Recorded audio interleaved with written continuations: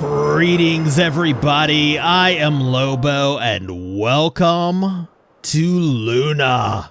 This is episode 200 of my Minecraft survival series, the World Tour episode. The World Tour, where we go and we look back at everything we've built and everything we've accomplished over the past 3.5 years and 200 episodes in this world. And man, it's going to be a lot to cover. We've done a lot of stuff in that time, not just within the city of Luna itself, for which this series is named, but also in the surrounding lands and throughout this entire world. Like, we've built stuff. For instance, if we fly over this way a little bit, you can see our Guardian Farm wharf over here in the distance. And if we fly over this way a little bit, you'll see just outside of Luna, we have Enchantry Island rendering. And this is actually one of my favorite builds that we've done in this world. This is a very recent one and deeply woven into the lore of this world.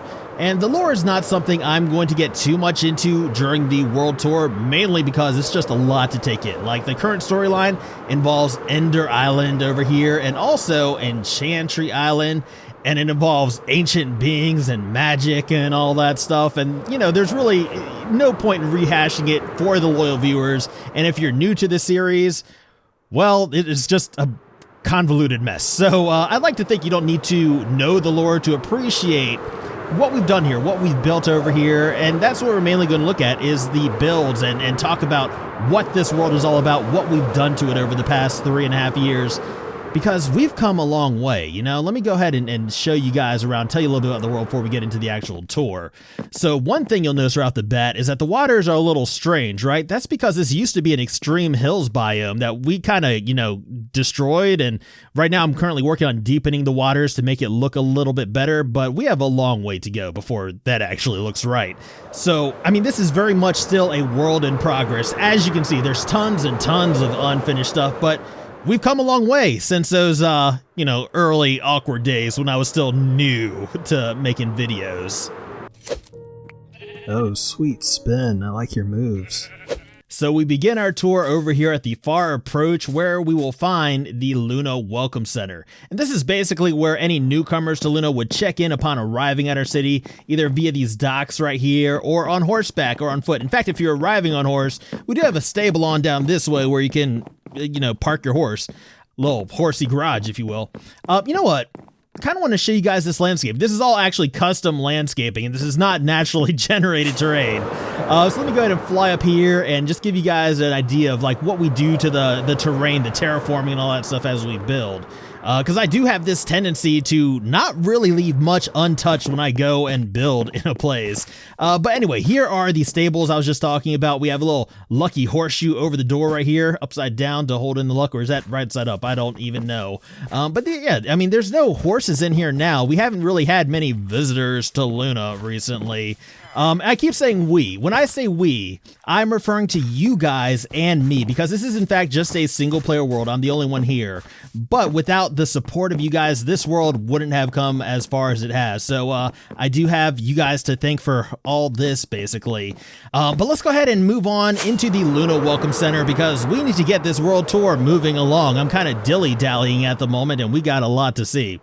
So this is, as I said, we're new arrivals would check into Luna. It's actually a villager breeder. So yeah, over here at the Visitor Information Center, where the floor is exceptionally dirty. I told you guys to clean up. We're expecting company. Jeez, I'm trying to make a good first impression. This is where we get our little baby villagers that populate Luna. So they pretty much just go for a swim as soon as they come into the city, moving off to the next destination, which we'll check out in just a minute. But as you can see, there's no little babies running around because currently this farm is off. We do have several, you know, mechanisms to turn it on and off. I'll show you the main one in just a moment, but for now we do have this little switch right here. I'll show you what this does. Basically, this extends a little piston door that we have down there. You can kind of really not see it. Maybe a little bit. But it kind of keeps villagers in this area so that way these guys don't breed uncontrollably, because, you know, we don't want to overpopulate the city or overpopulate the ferry terminal, which will be the next stop on our tour. Oops. Sorry about that. I know. I should stop touching stuff. Oh, who's a good boy? You keep an eye on these guys? Yes, somebody has to, don't they? Anyway, one thing you're going to notice is that when I build farms and stuff like that, I try to incorporate it into a build, and I try to make, you know, a reason for it to be where it is, a reason to do what it's doing, right? This is a storyline that's been resolved. Watchdog is no longer missing, so I'm gonna go ahead and take this down. There are actually several of these posters throughout Luna. We're gonna collect them all as we move throughout this tour. Now, there is other stuff to see over here at the Welcome Center. We have a museum and a gift shop on the second floor, a research center over here on the third floor. So let's go ahead and check out some of that stuff. So this is the gift shop where we sell little trinkets and also armors. Like, these are armors, authentic armors worn by mobs that have been vanquished over the past few years over here in Luna.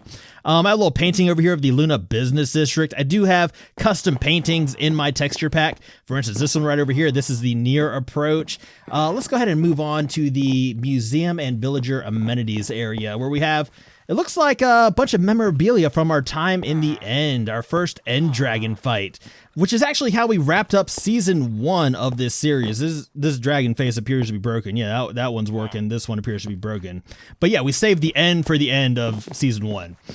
Moving on to this area, this appears to just be like a little couch, a little rest area. I think I had something else planned for that room, but I'm not quite sure what. This represents the farm district of Luna. We will check that out in a little while. We got a little snack area over here with a little vending machine right here so we can get our snacks. We've got this area, which is obviously dedicated to mines, which are an important part of any Minecraft world, especially when you're just starting off. Let's go ahead and move up to the third floor, the research center, the archives, if you will, where we have an excellent view, or what will be eventually an excellent view of Luna. And views are going to be huge in this world. Like, you'll notice me talking about the view as we go through places, but we need to go ahead and move on to our next stop. And if you want to see any of these builds in any more detail, because I'm just kind of breezing through here, feel free to check out the video that it was built in, because, you know, every build in this world, every mountain taken down, everything we do here is done on camera, whether that's live, whether that's, you know, in time-lapse form, like we feature it in a video. But we're moving on to the Luna Ferry Terminal from October 2020, and this is basically the second part of our villager breeder over there. Please excuse the zombie sounds. But you remember that little on-off switch I was telling you about? Well, this is it. It's kind of like a natural on-off switch. So basically, as new villagers arrive into Luna, they're taken underground over here. They kind of arrive over here on this side. And if we need more villagers, we kind of lock the villagers to this side. But if they're allowed to free roam, they kind of make their way towards the village, which tells the villagers at the Luna Welcome Center that, hey, we don't need any more villagers. There's plenty of villagers here. So it's kind of a nice balance, you know? But as you can see, these guys, they have plenty of stuff to do while they're waiting for their ship to arrive. In fact, let's go ahead and check the times on the arrivals and departures board. Yeah, these guys might be waiting for a little bit, so I'm sorry about that. The ferry's running a little behind today, but, you know, we'll eventually get them where they need to go. And how we're going to get them to where they need to go is via the ferry. So let's go ahead and take a look at that while we're waiting for the crew to arrive and, you know, for this thing to depart. So I've been having a lot of fun building boats recently. This is like one of my new favorite things to try to build. This particular ferry, this boat is called the Villagers Escape 1, which was a viewer suggested name, which I really like. The Villagers Escape 2 is actually out in Luna as we speak. But as you can see, this boat has plenty of seating both on the inside and the outside. If we make our way up this way, which is supposed to be for crew only, but I think it's fine if I make my way up in here, you know? I know not to touch any of these gadgets and gizmos, even though I built it, so I mean, you know, I should be able to touch it. I don't know. These villagers, they get kind of cranky when I start messing with stuff around them. Anyway, let's go ahead and make our way downstairs, because I try to make all my builds complete. Like, I even built in like kind of a little tiny engine room over here. Like, I'm not sure how any of this works, but I mean, it is here, and this is how theoretically the ship would move if it could actually move. Now, you didn't really get to see this paddle wheel ferry from the outside, so let me go ahead and find a good vantage point to show you guys that. There we go. So now you can see the paddle wheel, you can see the boat itself, you can see the massive ferry terminal that's housed inside of, and we can also see it from the outside if I go and fly around. I want to make sure I show you guys the builds inside and out. This was a very fun build to do, very like experimental with the style and all that. You know, I have a lot of fun kind of experimenting, doing different things with builds. Speaking of, let's go ahead and look at the Welcome Center one more time because there is something kind of fun about this build as well. You will notice that it is built on a diagonal. It kind of slants off to the right as it goes back there, which is, you know, fun. You know, I have a lot of fun doing this kind of stuff, and that's how I kind of stay interested in building this world. It's by constantly challenging myself, trying new stuff. Now, let's say we want to make our way into Luna, but we don't want to wait for the ferry to arrive. There is actually another way we could make our way into the city, and that is by going through the approach on foot. You'll notice all these zombie sounds. I'm not too worried about them. I believe the zombies are underground. I believe they're only here just because we have all these villagers around. But if you look around, you'll notice that we don't really have a mob problem here in Luna because we've built a lot of stuff out of non-spawnable blocks or just hidden light sources all over the place to cut down or completely eliminate mob spawns. Mostly to keep the villagers safe, but also very important to keep me safe as well. Now, earlier we talked about a couple ways we could arrive into Luna. Here is another one for your consideration. We talked about how newcomers could arrive via land or sea over that way. Well, they could also arrive via air. And in our most recent numbered episode, episode 199, we built this airship right here, this fantasy steampunk-inspired balloon airship, which was a ton of fun to put together. I mean, I like it. You know, we got the anchored into the ground over here. We've got the propulsion mechanism coming out the back right here, little rudder, stabilizer fin up top to make sure we stay on course. If we make our way up this way, you can see we have a retractable ramp, which is how we enter this ship. Kind of pulls up when we're underway so nobody falls out the bottom, you know. Speaking of passengers, we got a little passenger area over here, indoors of course, in case we hit any turbulence. We don't want anybody flying off the sides. And this ship is called the Rover, which is a very clever dog and movement reference, which you know I like to use. Another viewer suggestion, by the way. So this is the kind of crew area. As you can see, we got seating for 4, and we have the little captain's chair right here on the bridge. And since there's no villagers around, let's celebrate. You know, woo! Let's go ahead and play with some stuff over here. No, let's not do that. I changed my mind. Let's not do that. I actually pulled that gag in episode 199, the last episode, so it's probably a little soon to pull it again. It's probably already gotten old. Like, leave it to me to take a brand new joke and just play it out almost immediately. Anyway, that's going to do it for this area. That is going to do it for the Rover. Let's go ahead and make our way down to the approach. Now, as we are approaching the approach, let me tell you a little bit more about this series. We are currently in Season 2 of Luna. Season 1 took place in Legacy Console PS4 Edition. Season 2 is in Bedrock Edition. We are currently playing on Windows 10. We are now at the Explorer's Lodge. Now, the Explorer's Lodge does a lot for Luna. You know, they run the ferry terminal over there. Both ships belong to the Explorer's Lodge. The Explorer's Lodge also owns the Rover. Basically, anything to do with travel, the Explorer's Lodge has their hand in it. I'm going to get this back real quick. Now, as we look into the Explorer's Lodge, as we go inside the Explorer's Lodge, you'll notice one of the main features is this incomplete map wall. Now, we started putting this map wall together in our most recent bonus episode, specifically for the world tour here, because I have never seen a giant map of Luna. I know you guys have never seen a giant map of Luna, so this is going to be a new experience for the both of us. That's not right. This is Farm District right over here. I was hoping I could talk more about this as I was putting these together, but I do need to kind of concentrate a little bit. Okay, so there we go. That is Luna on a map. And I'm very excited about this because this is cool. We can kind of track our progress now. These are all locked maps. So currently, right now, we are here at the Explorer's Lodge. Now, over the course of our tour, we're going to... There we go. So that is an achievement. As you can see, achievements are enabled in this world. This is a survival world. So currently, as I was saying, we are here at the Explorer's Lodge. Our tour is going to take us through the approach into the Farm District of Luna. From there, we're going to make our way out into the incomplete Waterside District. And then we're going to make our way into the Business District of Luna, and then out into Wolfen's Lab's Quarantine District. And then after that, we'll kind of tour the surrounding areas and all the areas that we built outside of Luna. That's the plan. Sound good? Yeah? Okay. So let's go ahead and move along. We still need to look at the Explorer's Lodge itself. So we got cartographers here. We have workstations for the cartographers here. We have little kitty cats running around to bring your kitty to work day. He's adorable. he is. Every day should be bring your pet to work day. I'm officially declaring that every day in Luna is bring your pet to work day. Anyway, the only map we've done previously is this one. As you can see, it's like an old map of the approach, which was not really what the approach looks like anymore. I've wanted to kind of document this series of maps. It's just something I haven't gotten around to until just now. But going forward in the future, we're gonna have plenty of maps in this place to kind of fill it up. So this is Ender Island over here. We'll be checking that out a little bit later. We also have Wharf over here. We'll be checking that out as well. But I think that pretty much covers it for the Explorer's Lodge. There will be more to look at here in the future. But let's go ahead and move on to the next area in the approach. I think we're gonna go ahead and tour this place right here. This is the Approach Inn. Now, before we actually go inside the Approach Inn, let me just give you like a kind of little overview of this area. So this is the Explorer's Lodge where we just went. There's a rover in the back, and this is the Approach Inn, which you couldn't really see the way we were approaching it just because, you know, it's a relatively big build in a small area.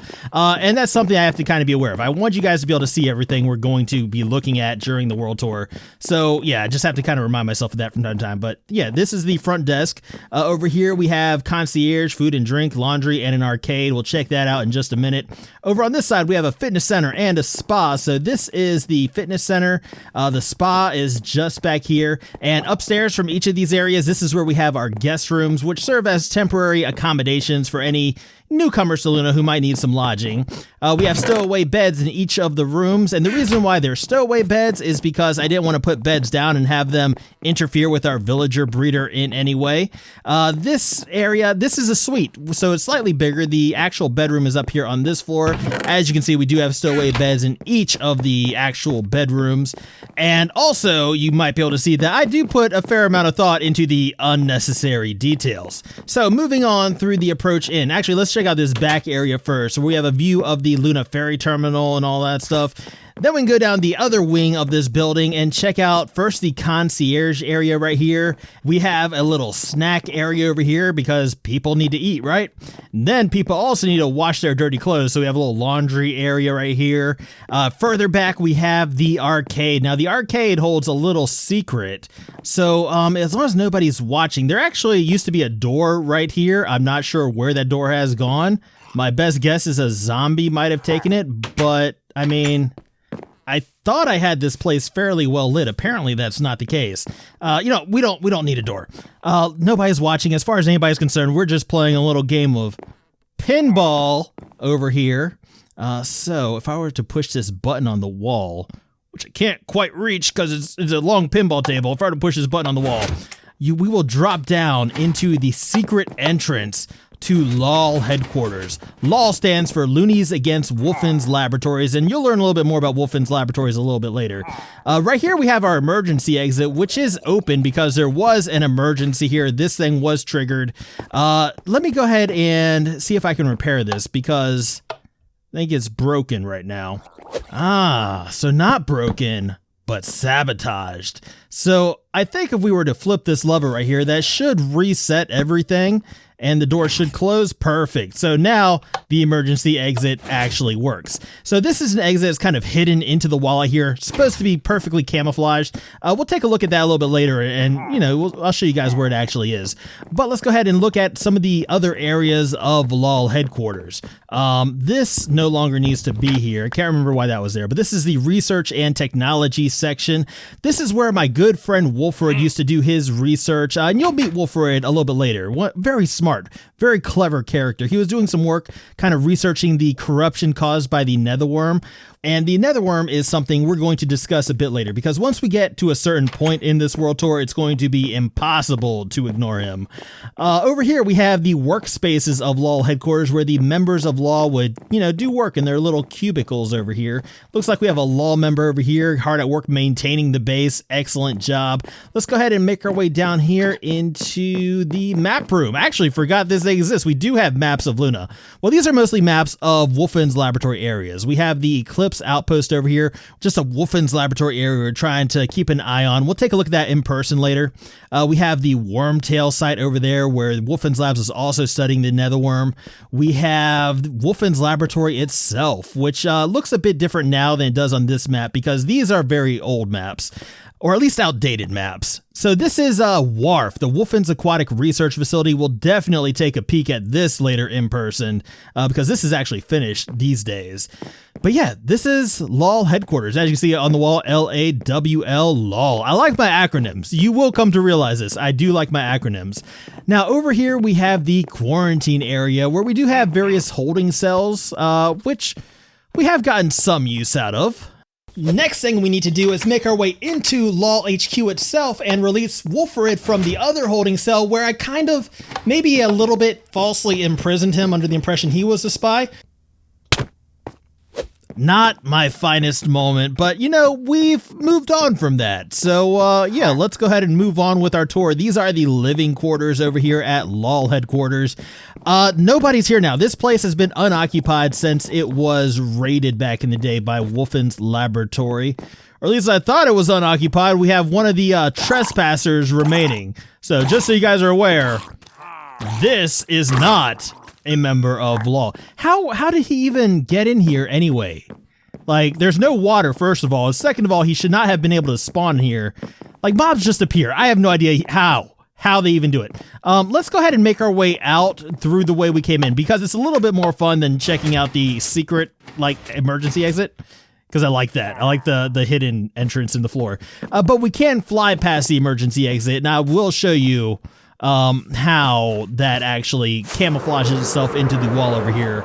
So it is actually right down there. Very discreet, you know? Or at least it was before the headquarters was discovered.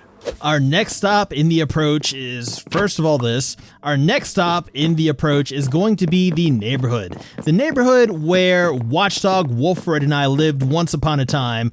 This was actually my house. So basically, whenever I work in a new area, I like to build myself a residence in that area. And this is where I kind of lived as we were working in the approach. And this house had basically everything I could possibly want. I got my little storage set up right here in the basement. You will have to forgive the floor. There was a little incident here a while back. Tiny explosion caused by this machine right here, the name of which I can't remember at the moment. But we do have an instruction book right here, so let me go ahead and refresh my memory. So this was the interdimensional inanimate object transmitter. And it kind of blew up on us, and this is all that's left of it. Moving on, we have a little balcony out here outside of our basement overlooking the waters. And let's go ahead and make our way inside the house. I can show you the actual livable area of this place. So this is my bedroom. I have my own little balcony out here because, you know, everybody loves a view. This is my closet right here. And speaking of views, let me go ahead and show you Watchdog's old room back when he was living with me. Watchdog is one of my alternate accounts. You will meet him in just a moment. But this was his room before he decided to move out on his own. And you know what? Let's go see if he's home. So Watchdog's not technically home, but he is right over here outside his house. So just to orient you guys, there's my house where we just left. This is the neighborhood gazebo where we like to hang out from time to time. And this is Watchdog, my oldest friend in this world who's been around since nearly the beginning. Say hi to everybody, Watchdog. There you go. And Watchdog is my original second account. He's the account that we used to film third-person time lapses back in the day. Of course, he's in survival mode. He's been a great loyal companion. And if you don't mind, Watchdog, we're going to go tour your house right now. Now, before we go inside, if you look at the exterior of the house, you will notice it is made out of hay bales or straw. Meanwhile, my house is wood. And Wolfred's house has some brick in it right here. So you'll see we have like kind of a little Three Little Pigs vibe going on in this neighborhood. Now, Watchdog's house is fairly simple. He's a very simple wolf, you know, a wolf of simple tastes. All he really asks for is a good view. And oh no, I did it again. I didn't even realize when I built this tree. Oh, Watchdog, I am so sorry. I'm sorry I obstructed your view yet again. I have a habit of doing that, a bad habit. Let's look at this picture right here. This is a nice picture of me and Watchdog. Look at us. Back over here at the approach. Let's focus on, you know, the good times. This is Watchdog's bedroom right here. All right. Yeah, I do have a bad habit of obstructing Watchdog's views. I'm not doing it on purpose. Really, I'm not.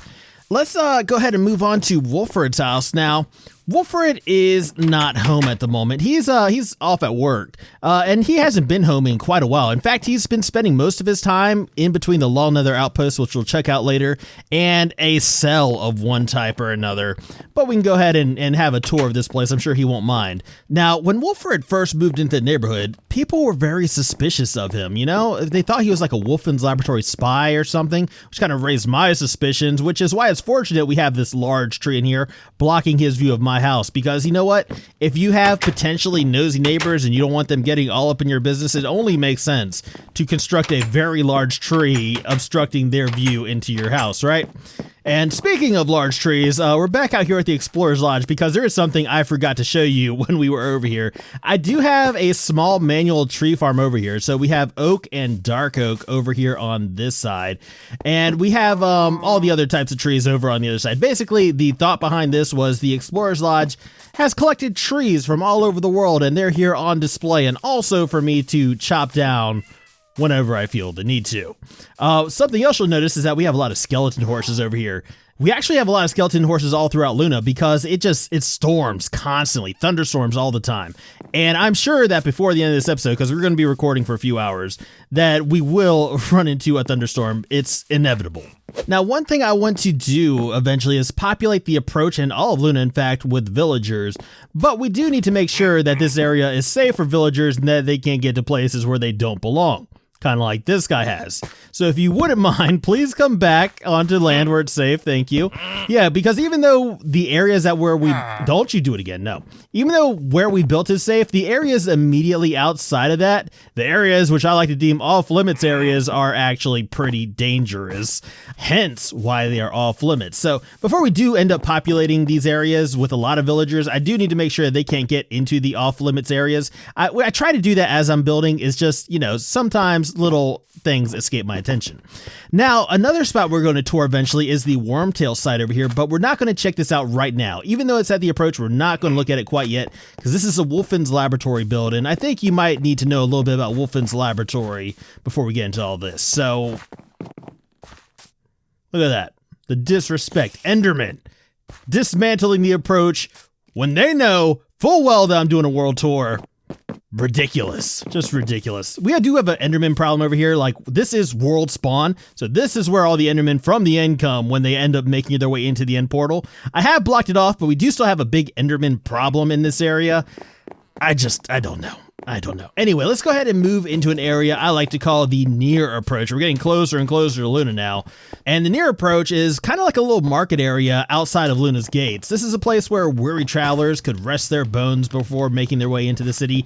Or it's a place where they could go in and buy knickknacks and souvenirs and whatnot from these market stalls we have dotted around here. Now, the only one I really have set up is this camping supply shop, but the only thing they really sell at the moment is campfires, and I don't believe anything else. No, that's it right there. But I do want to go through and eventually populate these chests, get some actual merchants in here to peddle their wares to, you know, people traveling in and out of Luna. I think that might be kind of fun, you know, but again, I told you guys about the whole villager thing. You know, I want to make sure these areas are safe before we actually bring any villagers over here, because the last thing we need is some kind of zombie apocalypse situation in a well-populated area, because that's not good for anybody in any situation ever, no matter what. We just have more market stalls around the rest of the approach. I believe we have 2 more over here. We'll go ahead and check these out. I mean, this is a world tour, so let's go ahead and tour the world, right? So another market stall right over here, a little wagon right there, and we do have this little loop that takes us back around the near approach to where we just were a moment ago. And I'm realizing at this point that I do kind of need to pick up the pace a little bit, because we have been recording for a little bit now and we still haven't made our way into the actual city, which is right over there. We're so close at this moment, but let's go ahead and fly over the approach just so you guys can get a good idea of how this area actually looks when not viewed from ground level, and also some of the stuff we can't see from ground level. For instance, the terraforming and landscaping of each of these islands that make up the approach, because as I said, I try to make everything as complete as I can, and yeah, we go around the entire island. Once we, you know, start building somewhere, we make sure everything is actually complete, or at least I try my best to do so. Because you can have, you know, a decent looking build, but then if you add an interior to that build and then you add landscaping surrounding it, it just kind of brings it up a level, at least in my opinion. So speaking of interiors, let's go ahead and make our way inside here. This torch right here is just kind of a placeholder for now. I would like to get candles where these torches are eventually once they're actually in the game when 1.17 comes out. But as you can see, like, we even got these towers fully interiorized.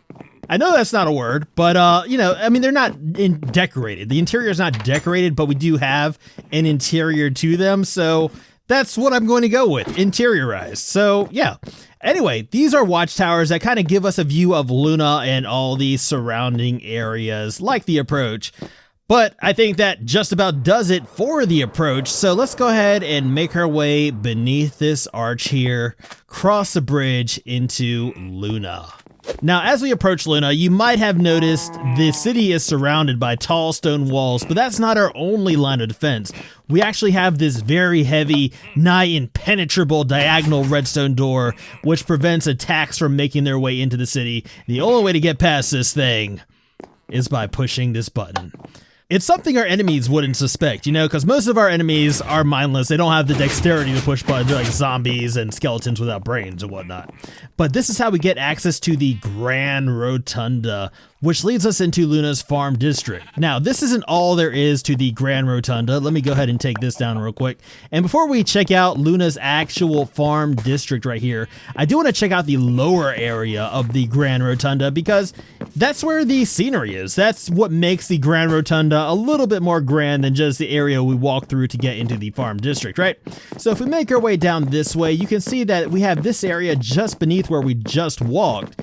And its only purpose really is to kind of look pretty, you know, give our farmers a place to take a load off after a hard day's work. They can come here, sit down by the fountain, and, you know, just relax, you know?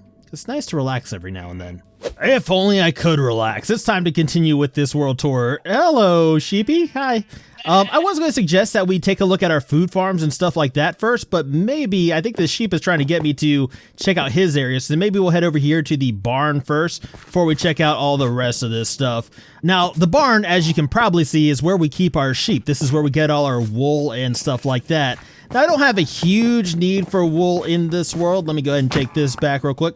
I don't have a huge need for wool in this world, so we don't have any, you know, automatic shearing systems or anything like that. It's all pretty much a manual process where I come in here with my shears and just take the wool as I need it. But this is the barn, and it's actually another build that's built on a diagonal. And before we head inside, let me go ahead and show you the diagonal it's built on. That way you can kind of get more of an idea of what I was talking about. I almost hit that tree right there, but there, you can kind of see like how it's slightly slanted as it goes back. And this, just like the Luna Welcome Center, was just another little additional challenge to building, which kind of makes things a little bit more fun, a little bit more interesting for me as we build stuff here.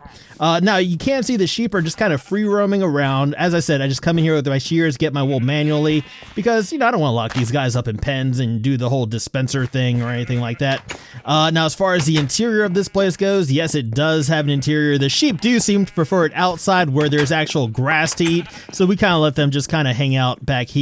Another area of the interior is the upstairs, because as I said, I try to make these builds feel as complete as I can.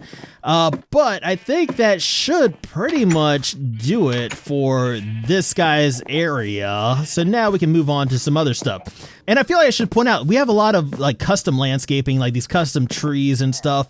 So yes, trees, especially like this one, are custom trees. I do have some like kind of augmented trees, which are natural trees. I added leaves and stuff like that too.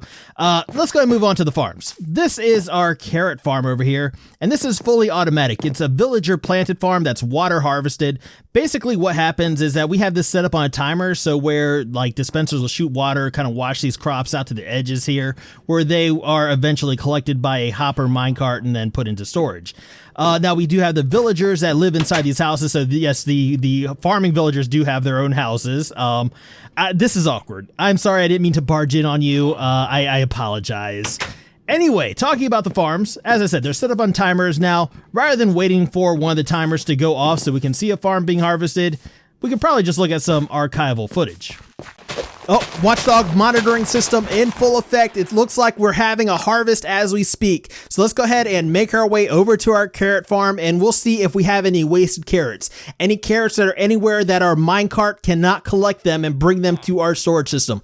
I'm really hoping that this has solved our problems. Oh, senior carrots is already hard at work replanting the field.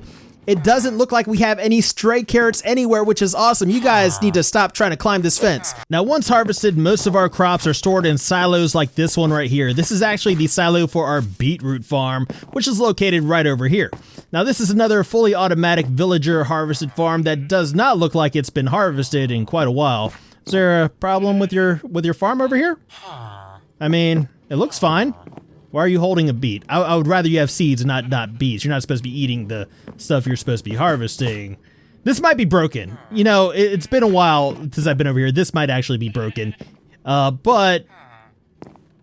Oh, you know what? I see the problem. You guys are too busy partying, huh? Too busy partying to work. Okay. I see how it is. So if you want to see how that farm is supposed to work, you can look at our wheat farm over here for reference, because this pretty much works the same way, except for this guy has a much stronger work ethic. So basically, he harvests the farm and kind of leaves the crops laying on the ground, just like that guy's supposed to. And then we have a hopper minecart going underneath the ground, kind of picking up the crops as it goes along, and then putting them into storage. Now, the wheat is actually stored in this windmill right here, rather than a storage silo.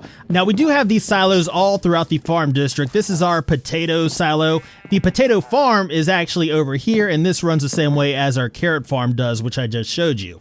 But let's go ahead and make our way back over to the windmill. One aspect of all these farms is they have a bone meal production area where basically any overflow or any seeds go through a composter and get converted into bone meal, which is useful for obvious reasons.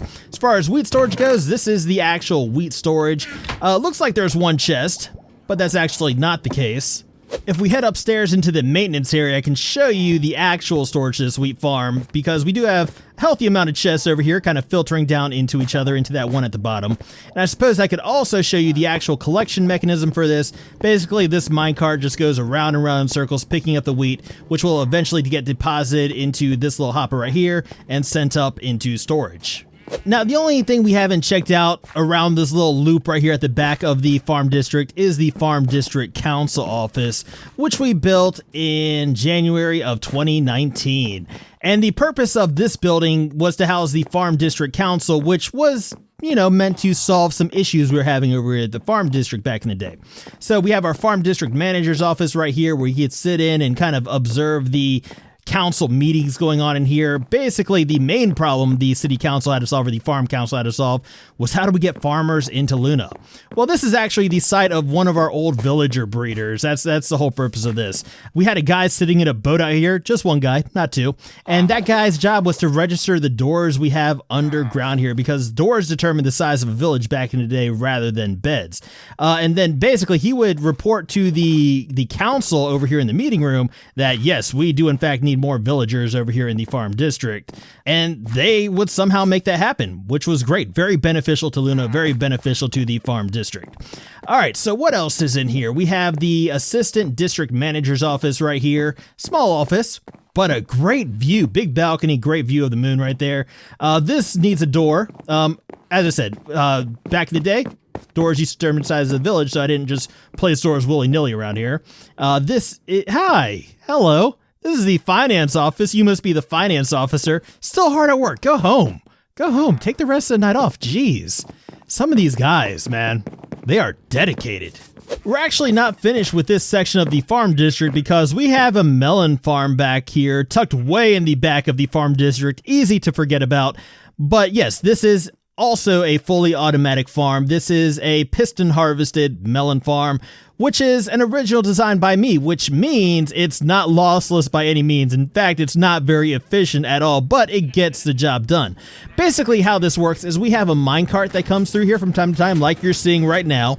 It harvests all the melons on the first pass, and then when it comes back the opposite direction, it collects those melons, or at least it should. It gets most of them, but it does leave some behind because it kind of throws some out of the way. So we should be able to see that happening right now. So yeah, you can kind of see how some kind of get tossed up in the air and left behind. So not lossless by any means, but overall a fun build to put together. This is actually also how I harvest my pumpkins as well, because it's a fairly simple way to harvest melons and pumpkins, and also it's all below ground, so it doesn't look out of place when viewed from the surface. Yeah, you can see this is basically all there is to it. Speaking of pumpkins, let's go ahead and check out our pumpkin farm just so we can knock out all the food stuff. This is carrot storage, just in case anybody was wondering where that was. And this is our pumpkin farm located in the part of the farm district that's closer to the central area of Luna. This is called Jumping Jack-o'-lanterns from May 2018. I'm going to have to sleep fairly soon. It's been a couple in-game days. But this is our pumpkin storage area. We used to have a villager in here. He used to kind of hang out right here. His name was Jumping Jack. I'm not sure where exactly he's run off to, but I do want you guys to catch one of these harvests, so I'm going to actually hurry the process along real quick because they're kind of fun to watch. Oh, we're missing it. We're missing it. Okay, let's go ahead and make our way over here. So how does this differentiate itself from the melon harvesting? Well, it's called Jumping Jack-o'-lanterns because when this thing harvests, we get Jumping Jack-o'-lanterns. That's it. That's all I wanted to show you. Now, as we made our way to Jumping Jack-o'-lanterns, we passed through Luna's farmer's market, but we didn't get a really good look at it. This served as kind of a secondary storage for all our crops before we switched over to just using the silos and stuff like that. This was built back in 2019, along with most of the stuff in the farm district. That was, like, pretty much everything here was built around the same time period. But this now serves as an area where we can trade with our farmers because, well, farmer's market kind of makes sense, right? Now, these guys keep me well stocked with golden carrots, and they are amazing. If you watch this series, you know I have a huge emphasis I put on villager trading. We have villagers all throughout Luna, and this is how we get them to where they need to be. Basically, all the villagers that come from the Luna ferry terminal where we started this tour, they make their way through these underground tunnels to various parts of Luna. We have everything pretty much interconnected here. Or at least it will be eventually. Right now we have the farm district and the business district hooked up. Eventually we're going to get the waterside district hooked up as well. And this does seem to be a pretty reliable and efficient way to get villagers where they need to be. Basically, we just boat them over from the ferry terminal and they go into their respective places. Now, as far as the rest of the farmer's market goes, we do have an upstairs to this. There's not too much going on over here aside from these views we have of the farm district, including my house right here, which we'll check out in just a moment. I believe there's just that, my house, and the stables over here left to see. So let's go ahead and make a stop at my old farm district house first. This is where Watchdog and I used to live back when we were building up the farm district of Luna. Since then, since we moved out, we've given this place to the villagers, but I'm sure they won't mind if we take a little tour of it for old time's sake. I mean, I haven't even moved my stuff out of here yet. As you can see, excuse me, geez, we haven't even signed the paperwork yet. And I still got all my stuff to move out. No, this house did not come fully furnished. What are you thinking? There's diamonds in that table. Are you kidding me? No, I didn't leave that to you. This is my enchantment table. Keyword my. This is some old secondary armor, anvil right back here for repairs and stuff like that. I have my bedroom located back here. Nice picture of me and Watchdog, same one he has up in his house now. Speaking of Watchdog, he used to live upstairs here, so let's go ahead and make our way up to the third floor and check out Watchdog's room. The second floor here is just basically a corridor that we pass through to get to the third floor.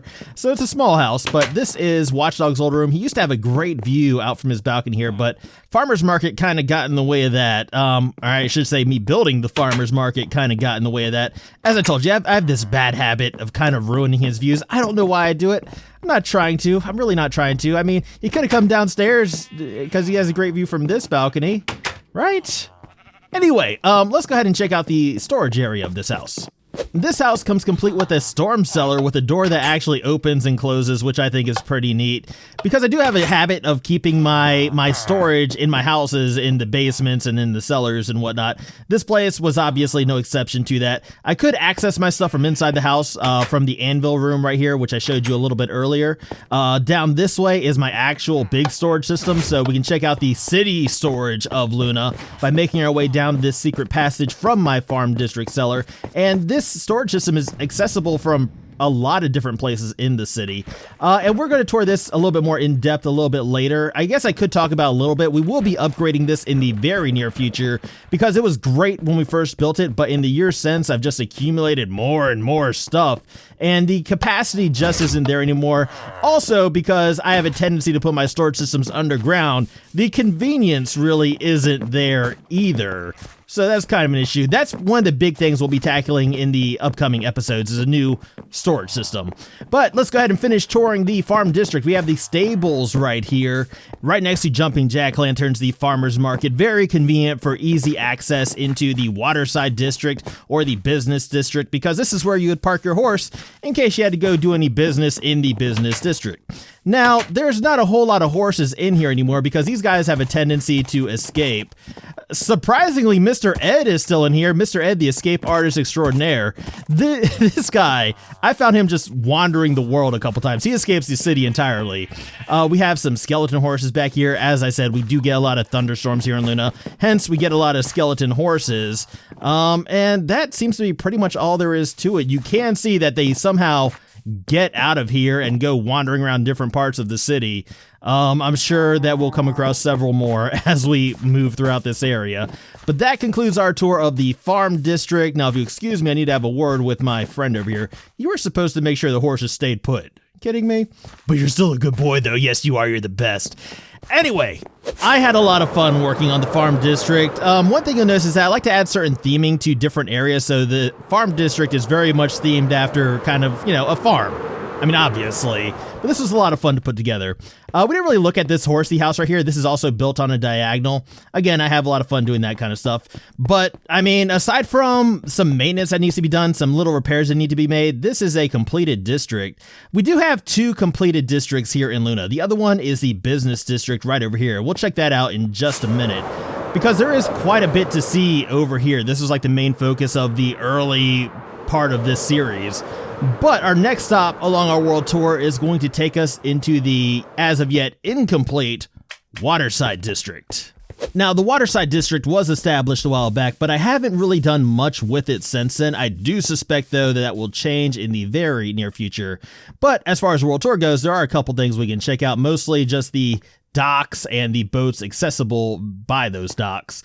So let's go ahead and make our way down here, and we'll see what little there is to see over here. Oh, we also have walls up. As you'll notice, we do have some of the walls of the Waterside District completed. We have our entrance into the business district right here completed. And that's probably going to be the first thing we tackle when we do start working on the Waterside District, is just trying to complete the walls and stuff like that. We got port security right over here, protecting the maritime areas of Luna. This right here is the Flying Wolfman. This was the first boat I ever built. We built this really early on in the series, and it did serve a purpose back then. It no longer serves a purpose. It hasn't served a purpose in quite a while, at least a functional purpose. Right now, it just serves the purpose of, you know, kind of filling up the Waterside District waters. Let me make sure I get you guys a view of the ship as we start to move around it. I've been here for a while. I kind of take for granted how everything looks. I want to make sure I get you guys views of everything as we move around, because this is a world tour after all. Now, we do have a couple crew members aboard the Flying Wolfman, it seems, so let me go ahead and introduce you. First, we have Cho and Kobo. You get it? Anyway, as I said, this was functional back in the day. This actually housed our old AFK fish farm, which as of now has been broken for quite some time. But we built this back when AFK fish farms were like a popular thing and everybody was building them, and I felt like I needed in-game stuff in the early game. We do have the storage system down here for the AFK fish farm, where we stored all our books and stuff like that. This actually served, this had a couple different functions to it. As you can see, we had this switch right here. This was actually an item disposal system. So once I took everything useful out of these chests, we just had like a bunch of saddles and stuff remaining. I would just come through, flip this switch, and send everything down into a cactus. That's not really down there anymore. Most of the redstone in the bottom part of this has been removed. All of this will eventually be removed because I have some other plans for these resources. And, you know, this thing hasn't been functional in some time, so I do feel pretty comfortable in tearing it down. There was a villager that used to be down here by the name of the Dread Pirate Roberts. Not quite sure where he's run off to.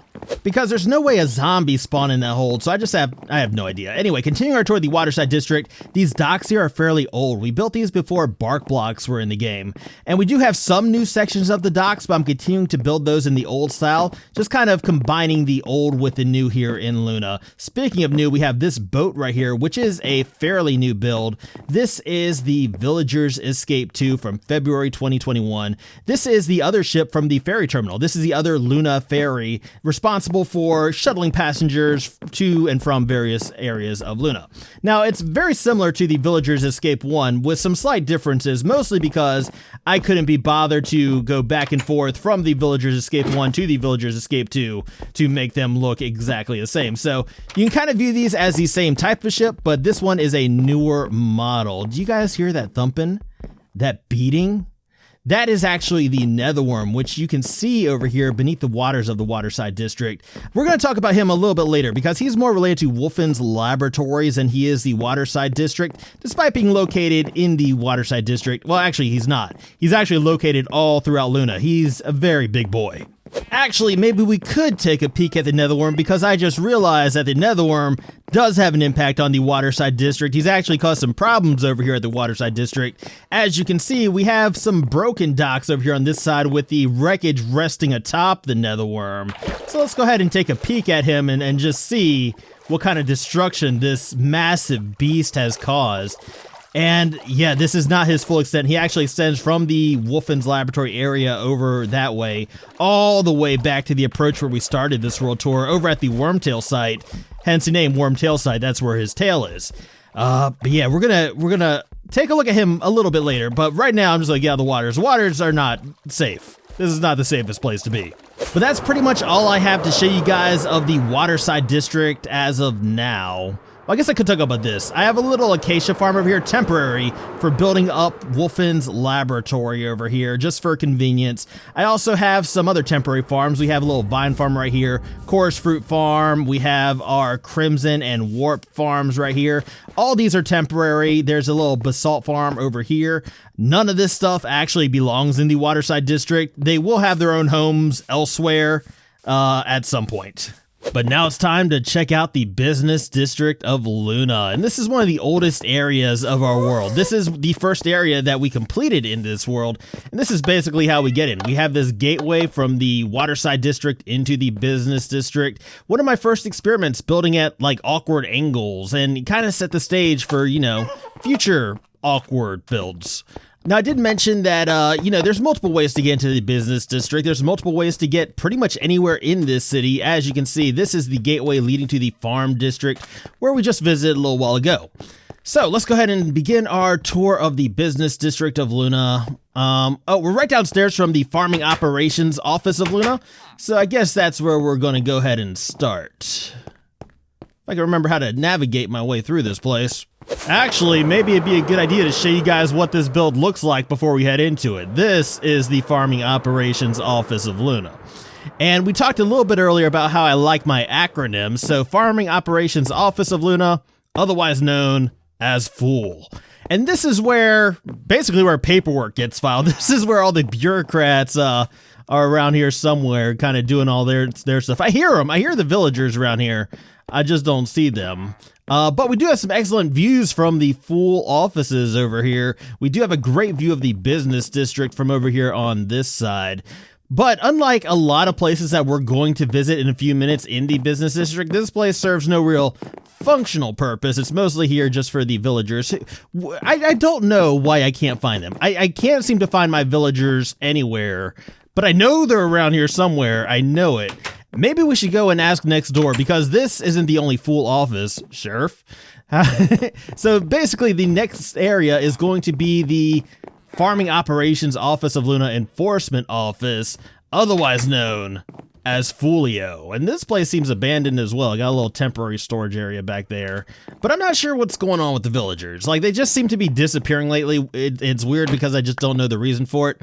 I suppose we could check out some of the Oh, guys, I am so happy to see you. I didn't know if it was a holiday or what. Nobody seems to be at their place of work. I mean, not that y'all can't take a day off. I encourage taking days off. I need to take a day off myself, but it'd just be nice if my villagers didn't seem to disappear off the face of the earth. There is another section to the Fulio offices in the back, which we can make our way over to now. Oh, and before I forget, this always gets mentioned, my roads here. Like, there's something people don't like about my roads. These pressure plates right here that click as I walk over them. This seems to bother some people, and I considered removing these. I did, but then I gave it a little bit more thought, and ultimately, I decided to keep them. Moving on, let's go ahead and make our way back to the Fulio offices, where we can check out one last area, the back area right here, where our golems get ready for their work days. Deputy. They have their locker room back here. They got some poppies up for decoration. And you! This explains so much. This guy works our front desk right here, and instead of working it, he's hiding behind it. That explains why I can't find everybody. They're just ducking their responsibilities, huh? All right, you don't want to get your head out of the wall? That's fine. You can stay there. I'll come back and check on you later. Right now, we need to continue with this world tour because I am behind schedule. So we're going to continue clockwise around the business district to Dunder Minecraft. This is our paper farm. This is the Dunder Minecraft Paper Company from May 2018. We have our sugarcane farm up top there at those towers. And this is basically where we both get our paper for villager trading and conduct our villager trading and also confuse bees, apparently. Yeah, you can buzz away, thank you. The sugarcane farms are accessible via this back area right here, and these are one of the first farms we built in this world. And we can watch them go off if I can put a... No. Hey, my slime block! We can watch this nice little cascade effect going up. It's pretty cool to watch these things go off. And we can check out the middle one as well. The first one I know works. We have 3 sugarcane towers in total, all run by these cactus timers. Basically, once the cactus grows in front of this observer, that triggers the pistons to push out the slime blocks, harvesting all the sugarcane that you can't really see in front of the slime blocks. The harvested sugarcane is then kind of channeled this way into storage downstairs for conversion into paper. And we do have access to all 3 sugarcane towers if we head back this way. But it's kind of a, if you've seen one, you've seen them all type of situation. So we're just going to go ahead and make our way back into Dunder Minecraft and continue on our way. So this was the maintenance area. If we move a little bit further back this way, we have our regional manager's office.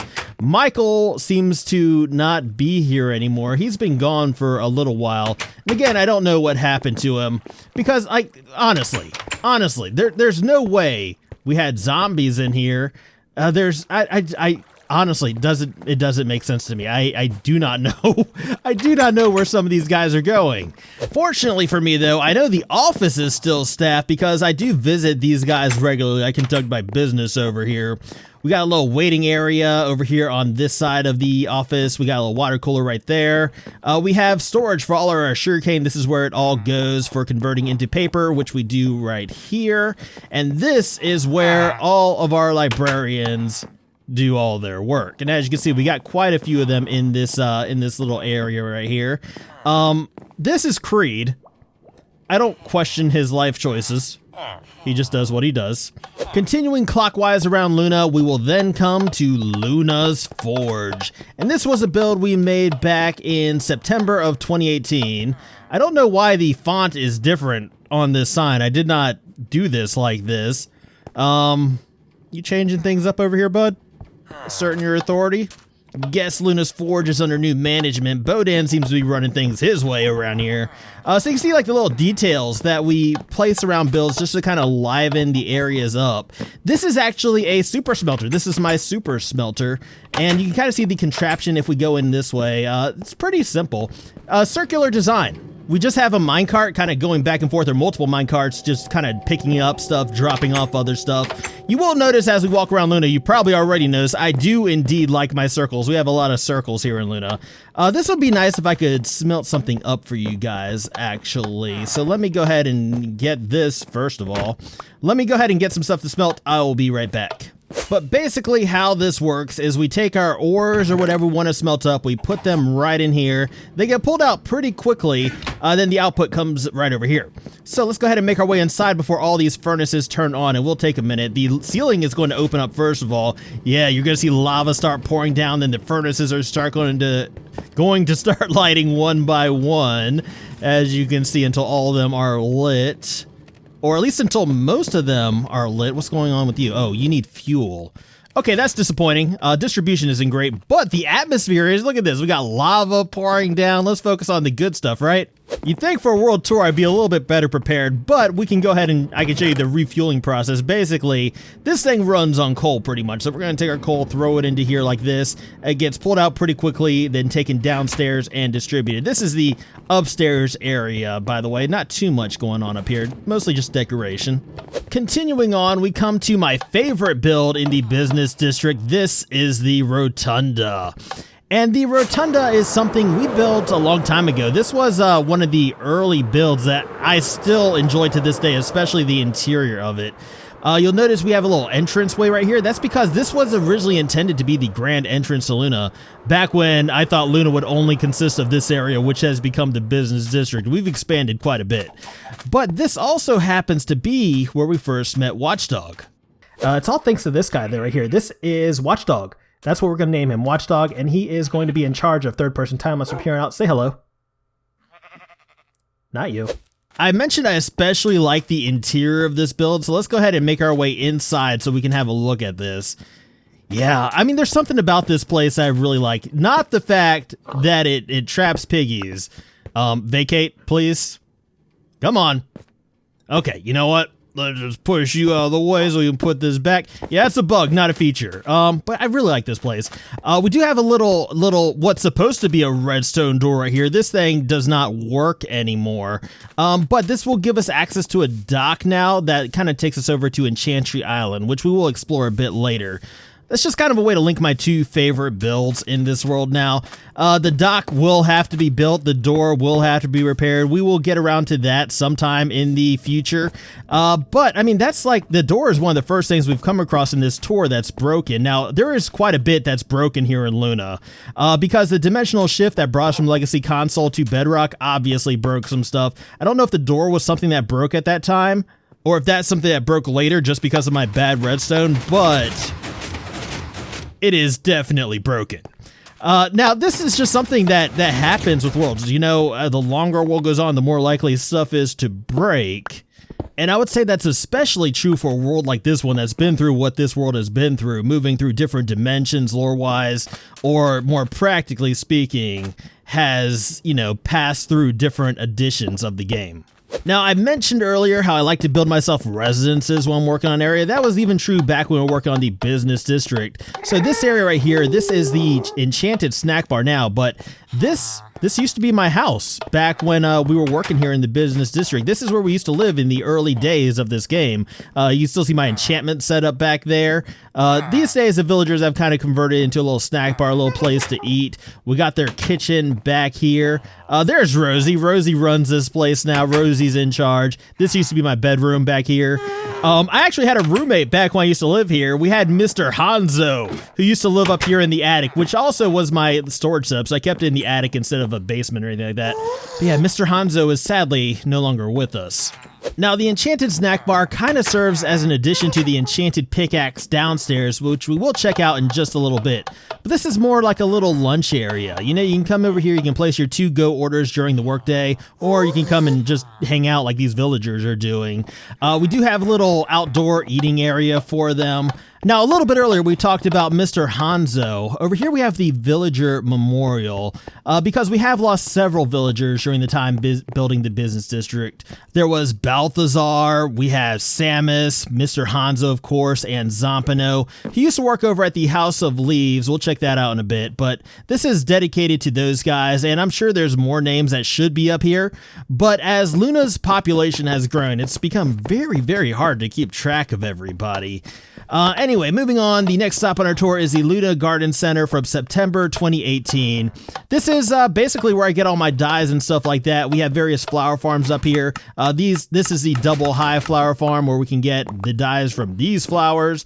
My regular flower farms are gone now, but we do have other farms over here. We have our cocoa bean farm right here, which, automatically harvest, but we do have to manually replant. So let me go ahead and take care of that. So continuing our tour through the garden center, these right here, these flowers are just for looks basically, but we used to have some flower farms over here housed within these towers, which were built to kind of mirror the towers over there at Dunder Minecraft, our sugarcane towers. Now they are cactus farms. Not that I have a huge need for green dye or anything like that. I just want cacti available for other projects, and even this is insufficient for those projects. So I do kind of regret converting the flower farms into cactus farms here, but that does give us the opportunity to build new flower farms when we do all of our bee stuff, because we haven't done any of that yet. Now, moving on from the garden center, we come to one of my old storage buildings, and I used to like to build these back before I had an actual storage system. So this particular building, this houses the remnants of a mountain we torn down, and as you can see, there's still plenty of resources left over from that. Further along, we have the Timberland Tree Farm. Now, we built this back in July 2018, and this was one of the builds I was most proud of back then. I'm still very proud of it because it was just amazing. This was our automatic tree farm, harvested by this gas right here. This is Sawyer. He's the one that's been making all that noise. And yes, for anybody new to this world, we do have a ghast in the overworld. I will show you how we got him here once we get to Wolfen's Labs, but right now, we're going to go ahead and tour the Timberland Tree Farm, even though this thing is unfortunately very, very broken at this time. But I can still kind of explain how it works. So basically, Sawyer right there, he would shoot fireballs at me as I stood over here. What would happen is that we'd have like the standard tree farm thing. We get our logs, they get kind of pushed this way, kind of crushed down into a one tall section. They would get moved in front of this barricade between me and Sawyer, and he would shoot fireballs at me and harvest them basically. So all I had to do was sit here and just plant my saplings, and that was it. But unfortunately, this thing was one of the victims of the dimensional shift or the world conversion, whatever you want to call it. But man, when this was running, woo.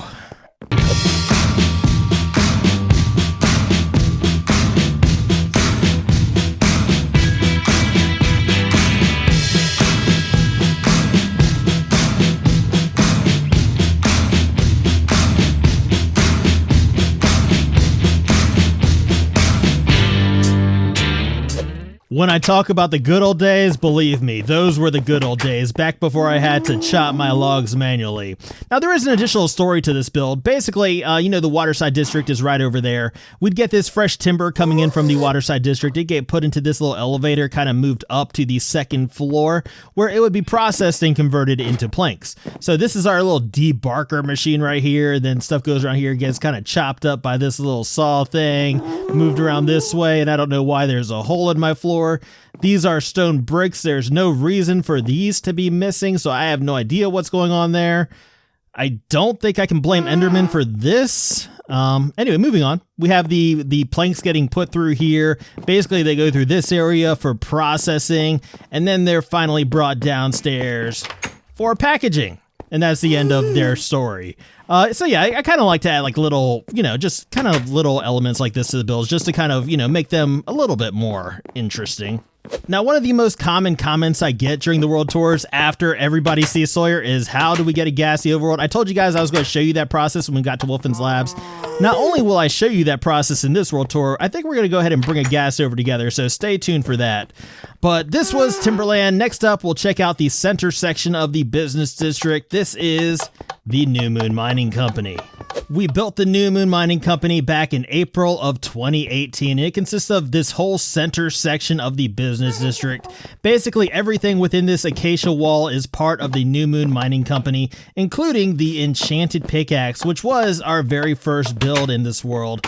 So in a very real way, you could say that this is where Luna began. This is where we found the original village where we decided to settle, and kind of expanded from there to build everything in this world, including Donkey's house right here, Donkey, hello. Yes, you've been with us for so long. Oh, nuzzle, nuzzle, nuzzle. Yeah, I like Donkey. Donkey's been with us a while. Anyway, this is the enchanted pickaxe right here. Kind of the second iteration of the enchanted pickaxe. We built this back in October 2017, which I believe is the month that we started this series.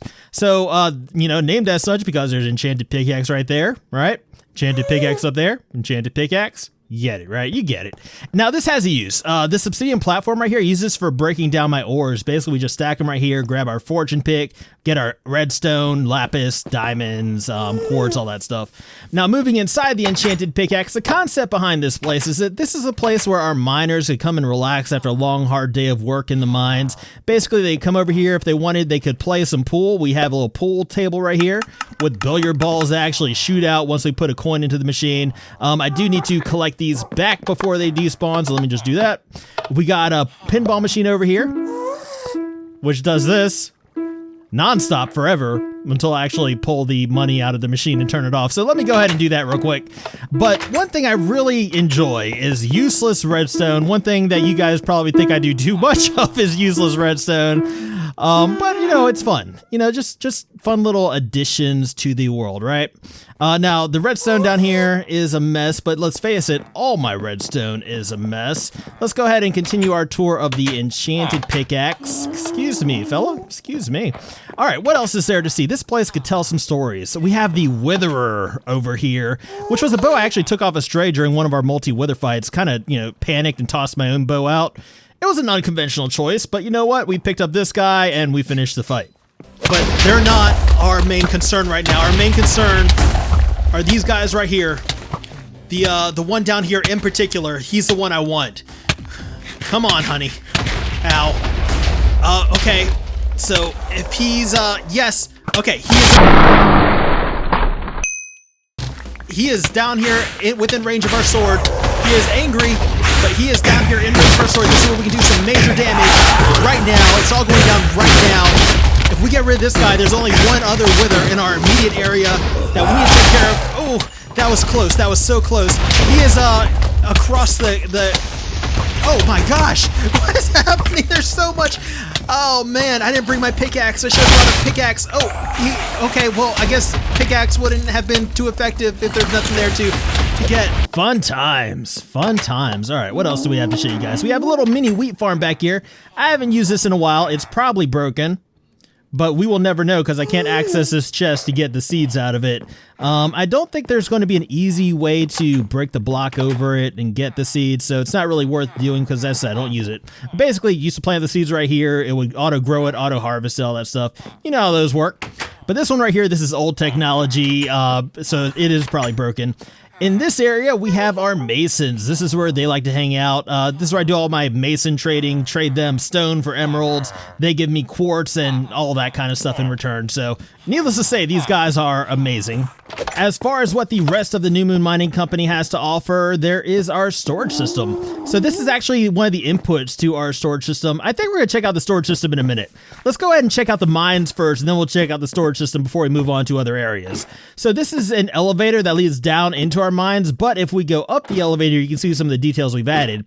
We got a little pulley system up here. Again, just adding some little details to kind of bring the builds to life a little bit more, try to make them a little bit more interesting, but we got some great views from the top here. Look at this. You can see all over Luna from up here. But let's go ahead and just get rid of that view by going down deep underground into our mine. So there's multiple ways we could get there. First of all, we could walk all the way down there through this mine shaft, or we could take a mine cart down there. Is that going to make it? No, because it's stuck on the fence gate. Let's go ahead and free that guy up so he can make it down there. Or another way we can go down is to actually take the elevator that we were just looking at, because this is actually a functional elevator. We just got to push the down button right here, and this is going to take us all the way down to the bottom. And we'll check out what was supposed to be our mines. We also have access to the storage system right there. As I said, we'll check out the storage system in just a minute. That's probably going to be the next thing we look at. But man, this elevator, this gave me some headaches when we were building it, let me tell you, because not all the iterations of this elevator were functional like this one is. Test 530. What? Test 657,500,548. Oh, ow, oh, ow. We're making upward progress, at least. That is something. Ow, ow. Let me out. I'm done. Nope. Nope. Nope. I'm done. Let me out of here. This crazy death machine contraption. I am so over you. Goodbye. Wait, why are we going back up? I don't want to go back up. I would say there's probably some bugs to work out, but you know what? That's just the Frustrativator living up to its name. But now we are down here at our mine. As you can see, we got our minecart that we sent down right there waiting for us to go back up. Back here, we have what was supposed to be our branch mine. I was going to extend this back and then kind of branch off to the sides, you know, as you do, but I never did. That's because we never really did any branch mining here in the city outside of the early game. In the early game, we did use this area as kind of a branch mine, which you can't really see because all these slime blocks are in the way. Now, the reason all these slime blocks were here was to determine which of these chunks were slime chunks. Those were on the borders of all the chunks. Basically, so we could kind of just slab over all these slime chunks to increase the rates in our actual slime farm right here, which no longer works because these are no longer slime chunks. That was another victim of the dimensional shift, but we were talking about the branch mines. These were the old branch mines that we used back when we started this game. That was the only time I really mined in the city. Since then, you know, if I do any branch mining, it's usually out in the mesa just because it's more beneficial due to the increased gold generation. As far as other useless stuff down here, because this is a very old area of the world.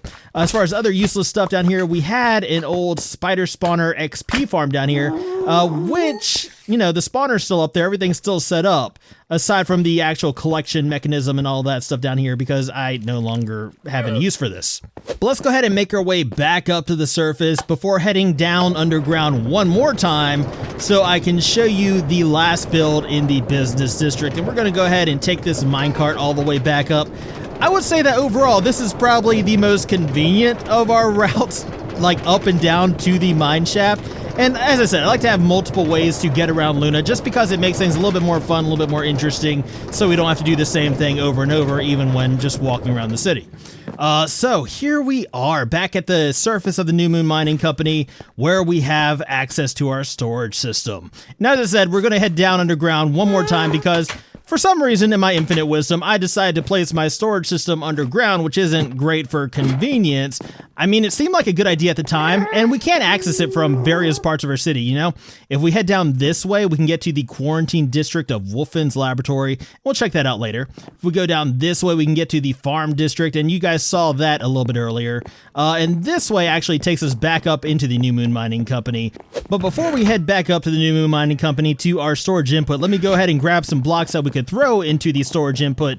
That way you guys can see how the bulk sorting of our items works. I mean, you guys probably already know, but I'm going to do it anyway because this is a world tour and I'm trying to demonstrate as much as I can. So there are multiple ways we could input items into our storage system, because why not? First of all, we have this cascading little waterfall right here where we could throw items just into and they'll get washed down into the hoppers there. We have this chest, of course, which is the easiest way to put items into the storage system. And then let's say we were, you know, actually mining. We could actually input items into the storage system from way down here in our mines. And, you know, I built all this stuff for convenience, thinking I would actually use this branch mine one day. Of course, you guys know now that's not the case, but this chest right here is actually another input to the storage system. And apparently I picked a bad module to pull from, at least for demonstration purposes, because we can't even watch the items going into the chest. We have to kind of peek in this crack and see the items going into the hoppers behind this chest. But I mean, it does work, right? And of course it works because it's not my design. Basically, we just use a ton of Impulse SV item filters in the back here. We have water streams kind of carrying the items to each of the filters, then they go into the hoppers and get stored. Seems great, right? Well, as I mentioned, you know, for convenience purposes, having this thing built underground isn't a great idea. It was fine back in the day when I didn't have Elytra, when I didn't have shulker boxes, when I didn't mind just kind of walking around, taking my time, getting prepared for a build. But now that I have those things, I kind of just more want to get in and get out, right? Also, capacity is a problem because even though I do have a fair amount of chests down here, it's not enough to contain the amount of blocks that we've collected over the years. I have masses of unorganized chests all throughout the city city all throughout the world that I would like to consolidate into one area. So even though everything down here works, you can expect a significant upgrade to my storage situation in the very near future. But this storage system as it stands does have another section to it, a multi-item sorting section where we can store multiple types of items into one chest. And this keeps my chests organized in a way that I would never be able to by myself. So as you can see here, we got like just oak logs and like all kind of oak stuff in here. If we were to take some oak stairs and say we had a bunch of oak stairs in inventory, we wanted to store these, we could take these back to the New Moon Mining Company, input them in the chest, and they would flow through the bulk item sorting section of the storage system. And since there's nowhere to actually put these in bulk item, they would make their way over here to multi-item sorting, where they would get stored where they actually need to be. Now we do have multiple inputs over there. We also have multiple inputs for this as well. So we know our wood sections right here. We could throw these into the dropper before the wood section. And then basically any wooden items that we threw into that dropper would get put into this module, into their proper slot, into their proper chest, as you can see right here. I don't use this as much as I should, just because it takes so long, but it's still a very good system. But that pretty much does it for the business district of Luna, with the small exception of the House of Leaves right here. Kind of skipped over that. Our paths did not cross. This is just kind of an easy build for me to forget about. I mean, we built this in August of 2018, and I had some grand ambitions for this place, which I never really followed through with. This is one of those builds that I would like to kind of come back and revamp in the future. We'll go ahead and take a look at it as it stands, though. So we do have, like, you know, a little bit of a living area back here. We have what appears to be a broken ladder right here, blocking us from getting access to our attic. I don't know why the ladder is actually broken. Oh, can I actually... No, I can't. I can't actually climb up that. Of course I can't. But let's go ahead and look around the rest of this place. Before we head down into... Why do I have a bunch of exposed jack-o'-lanterns in the walls? There should be paintings over each of those, because I would not leave like exposed jack-o'-lanterns in the walls. At least I don't think I would. I know there were paintings up here at some point, but they are no longer here. This place is like falling apart. I haven't been here in quite a while, as you can probably tell. In fact, it seems like nobody's been in here for a while. Like Johnny, when he moved out, he probably just took everything and just scrammed. Is that what happened? At least you stayed. I appreciate you staying. Let's go ahead and make our way down to the lower section of the House of Leaves. I intended for this to be much more expansive than it actually is. But basically, this was to supplement the Timberland tree farm, because there are some types of trees we couldn't get from over there. Dark oak, acacia. We had oak trees planted along the walls here just so I could run through with shears and collect their leaves. We got our vines from here as well. I mean, obviously, I haven't been down here in quite some time. I've already mentioned that, but it warrants mentioning again just because this place looks so bad overall. But again, I would like to revisit this in the future because this build is actually connected to the place we're going to tour next. This place is actually connected to Wolfen's laboratory, as you can see over here. If we follow this long walkway around the room into this area, we meet a cow. Hello. Hi. This is Wolfen's laboratory, but we're not going to start our tour here. We're going to go in through the official entrance. So as we make our way back through the waterside district, you may notice the grounds are a little crazy. Basically, what I was doing here was just trying to determine what types of roads I wanted to use in the business district. Ultimately, we went with the clicky-clacky ones down at the end, as you know. So years later, why are the rest of these still out here? I don't know. Durability test? I don't know. Let's just move on to Wolfen's laboratory. Now, if you follow this series, you know that Wolfen's laboratory and Luna have had some problems in the past, but I'm hoping that we're going to soon be turning the page on that chapter in our lives. This is my work area for Wolfen's laboratory. It's not much to look at, but I do have a nice little break area over here in the back where I can catch some sun every now and then. And you may have noticed as we were passing by, there is a lever over here. This controls the main gate to Wolfen's laboratory, and I have repaired this in the past, but I do believe it's broken again. Now, you know there's only one way to find out, right? That is to risk breaking it even further. So there we have our opening sequence for the gate, and we should see a closing sequence here. Or hear one at least, so not a closing sequence at work, so confirmed this is broken.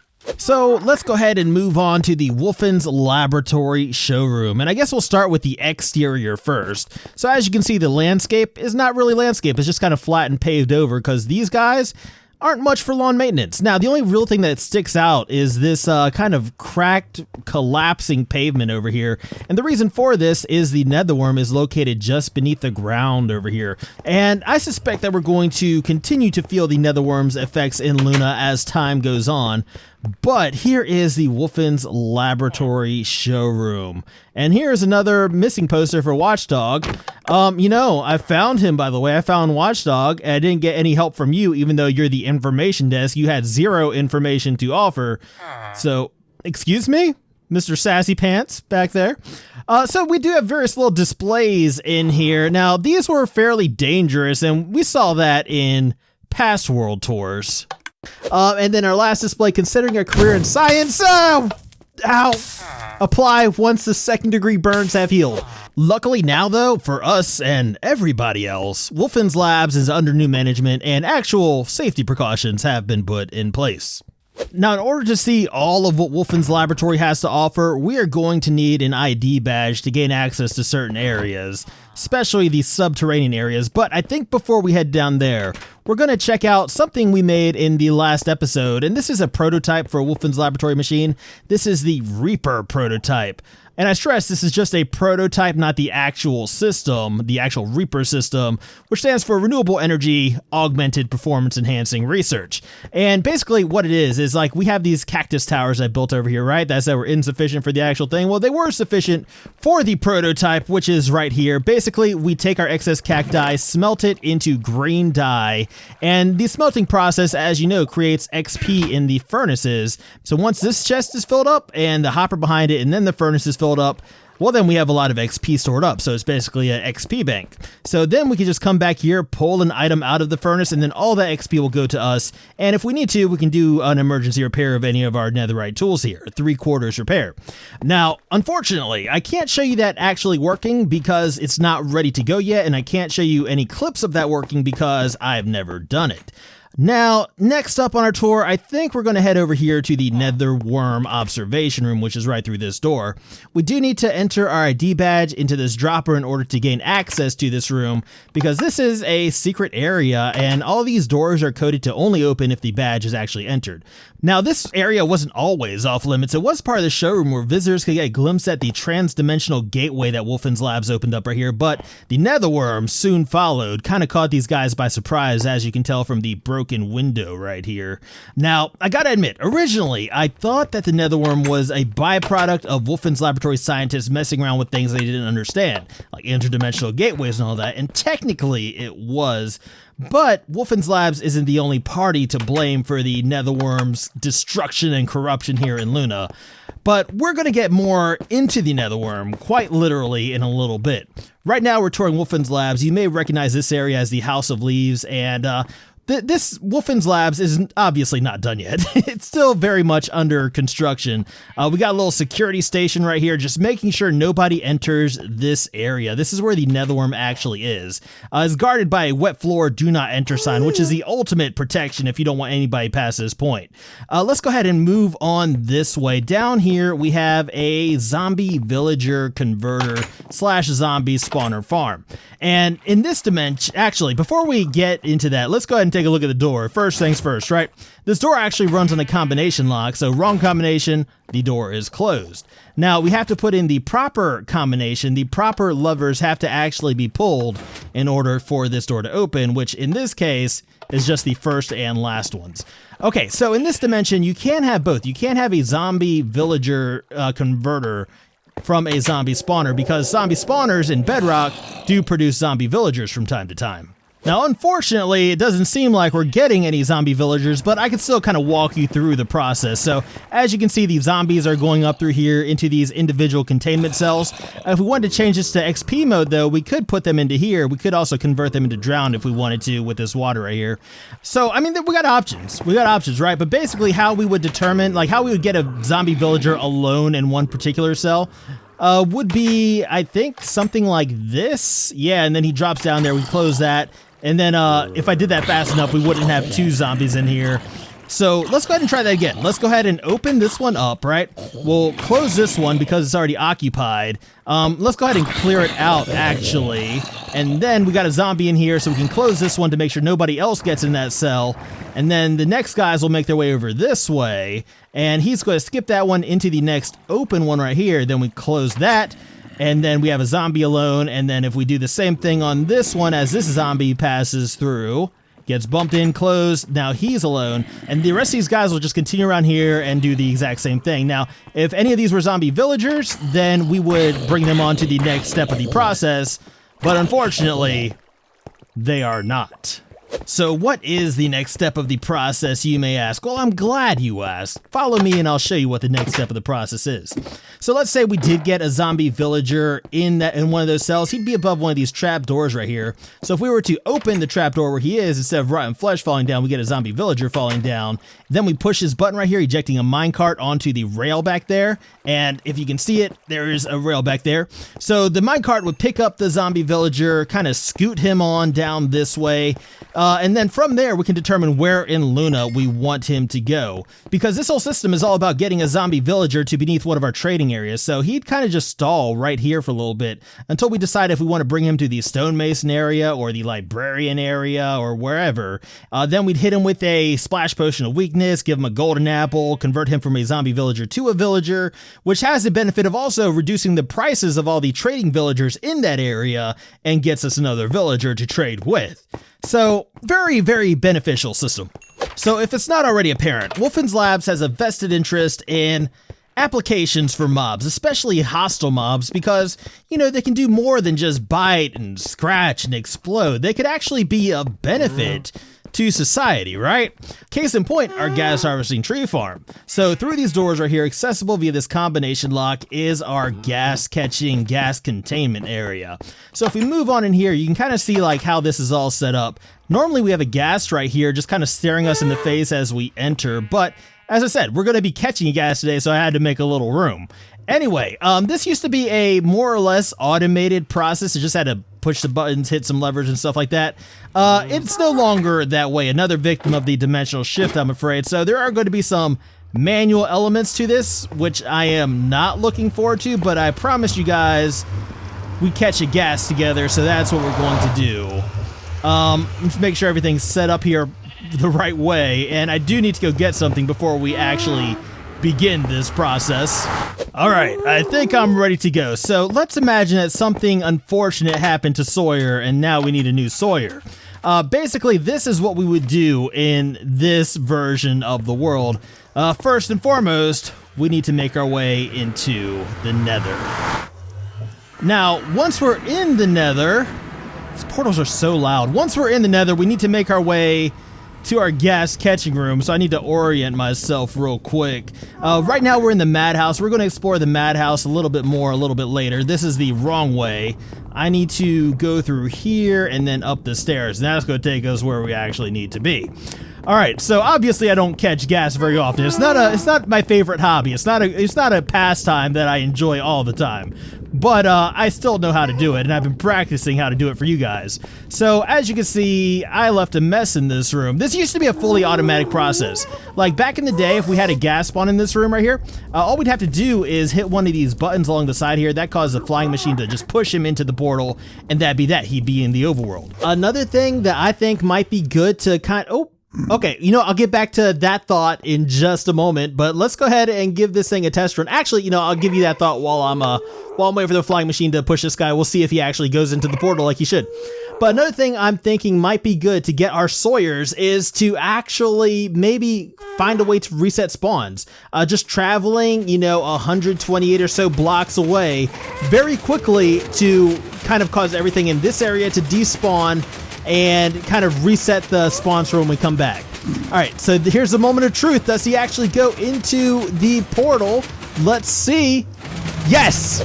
Now, because this particular flying machine design was a victim of the dimensional shift, that is no longer the case. I'm wondering how long it's going to take for a gas to spawn here. We could reset spawns, because we got a minecart that can just zoom us back there, and then we'll come back and just see, and Basically, that would cause everything in this area to despawn as we move away, and then we get new spawns as we return.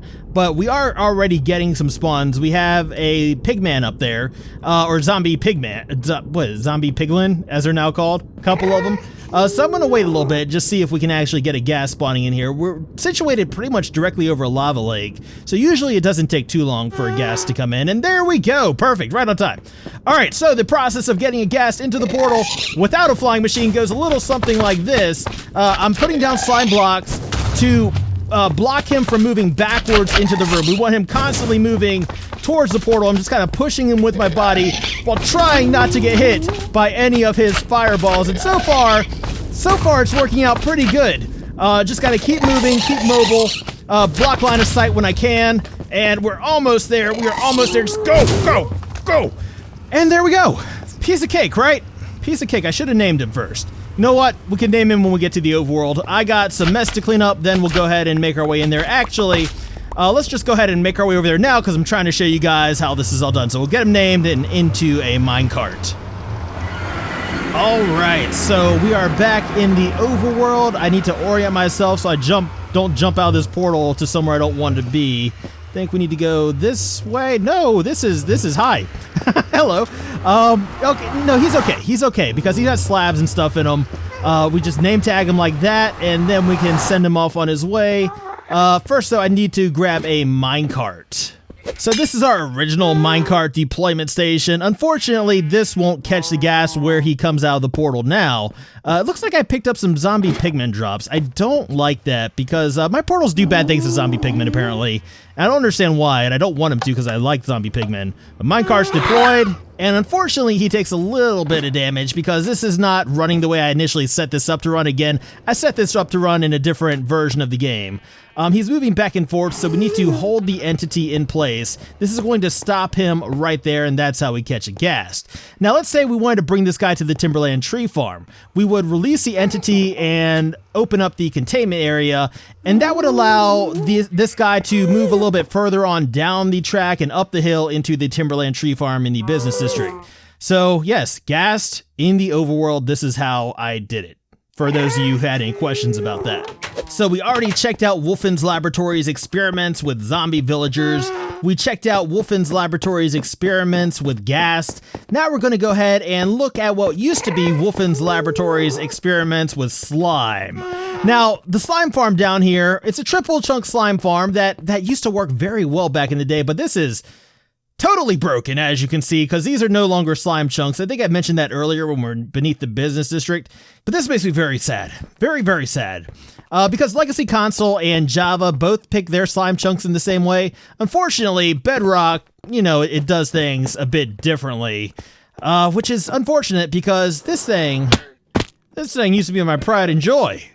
And if you're curious as to how this farm is doing, you know what? So am I.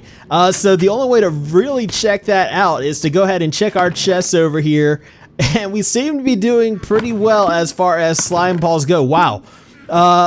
Okay, so we're over here. We're on the third row already, our third of 4 rows. Yeah, this thing is pumping out those slime balls. Like, if you watch this series, especially back in the day, you know that I used to use a ton of slime. I still do use a ton of slime. I use it for everything. For, like, mapping out builds, for scaffolding, for all that kind of stuff. So this makes me very sad. I already said that, but it just makes me very, very, very sad. So, by this point, you've heard me mention him a time or two, and you've even caught a glimpse of him, but on the other side of this wet floor sign, the ultimate, the pinnacle of do not enter technology is the netherworm. So if we bypass this warning and accept our own fate, we can make our way inside here. And this is the lower area that we were looking down upon earlier from the showroom up there. Looking down into the mouth of the netherworm with its tentacles stretching across this room, ready to devour it, ready to devour all of Wolfen's laboratory.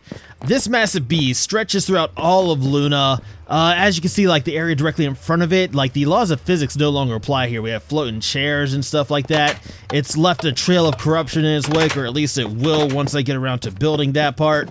Now, the netherworm is drawn to these interdimensional gateways, these portals, the largest of which is right here in Wolfen's laboratory. We can actually make our way into the netherworm and through the netherworm. This is its mouth. It's pretty much all digestive system, and it has these tentacles that kind of reach out towards other portals in our world. For instance, this one right here at the end of our storage system on the side of the quarantine district. Now, I know most worms don't have tentacles. In fact, I don't know of any worms that have tentacles, but if you have an issue with what this guy is named, you gotta take that up with the scientists at Wolfen's laboratory. They were the ones to coin the term netherworm, not me. So as we continue to pass through this guy's large intestine, we can learn a little bit about him. So originally it was thought that the netherworm was brought here by Wolfen's laboratory's experiments with the interdimensional gateways. And technically he was, because Wolfen's laboratory, what they were doing was destabilizing the barriers between the dimensions, causing them to collapse in on one another, which actually ended up being the end of our original world, our Season 1 world.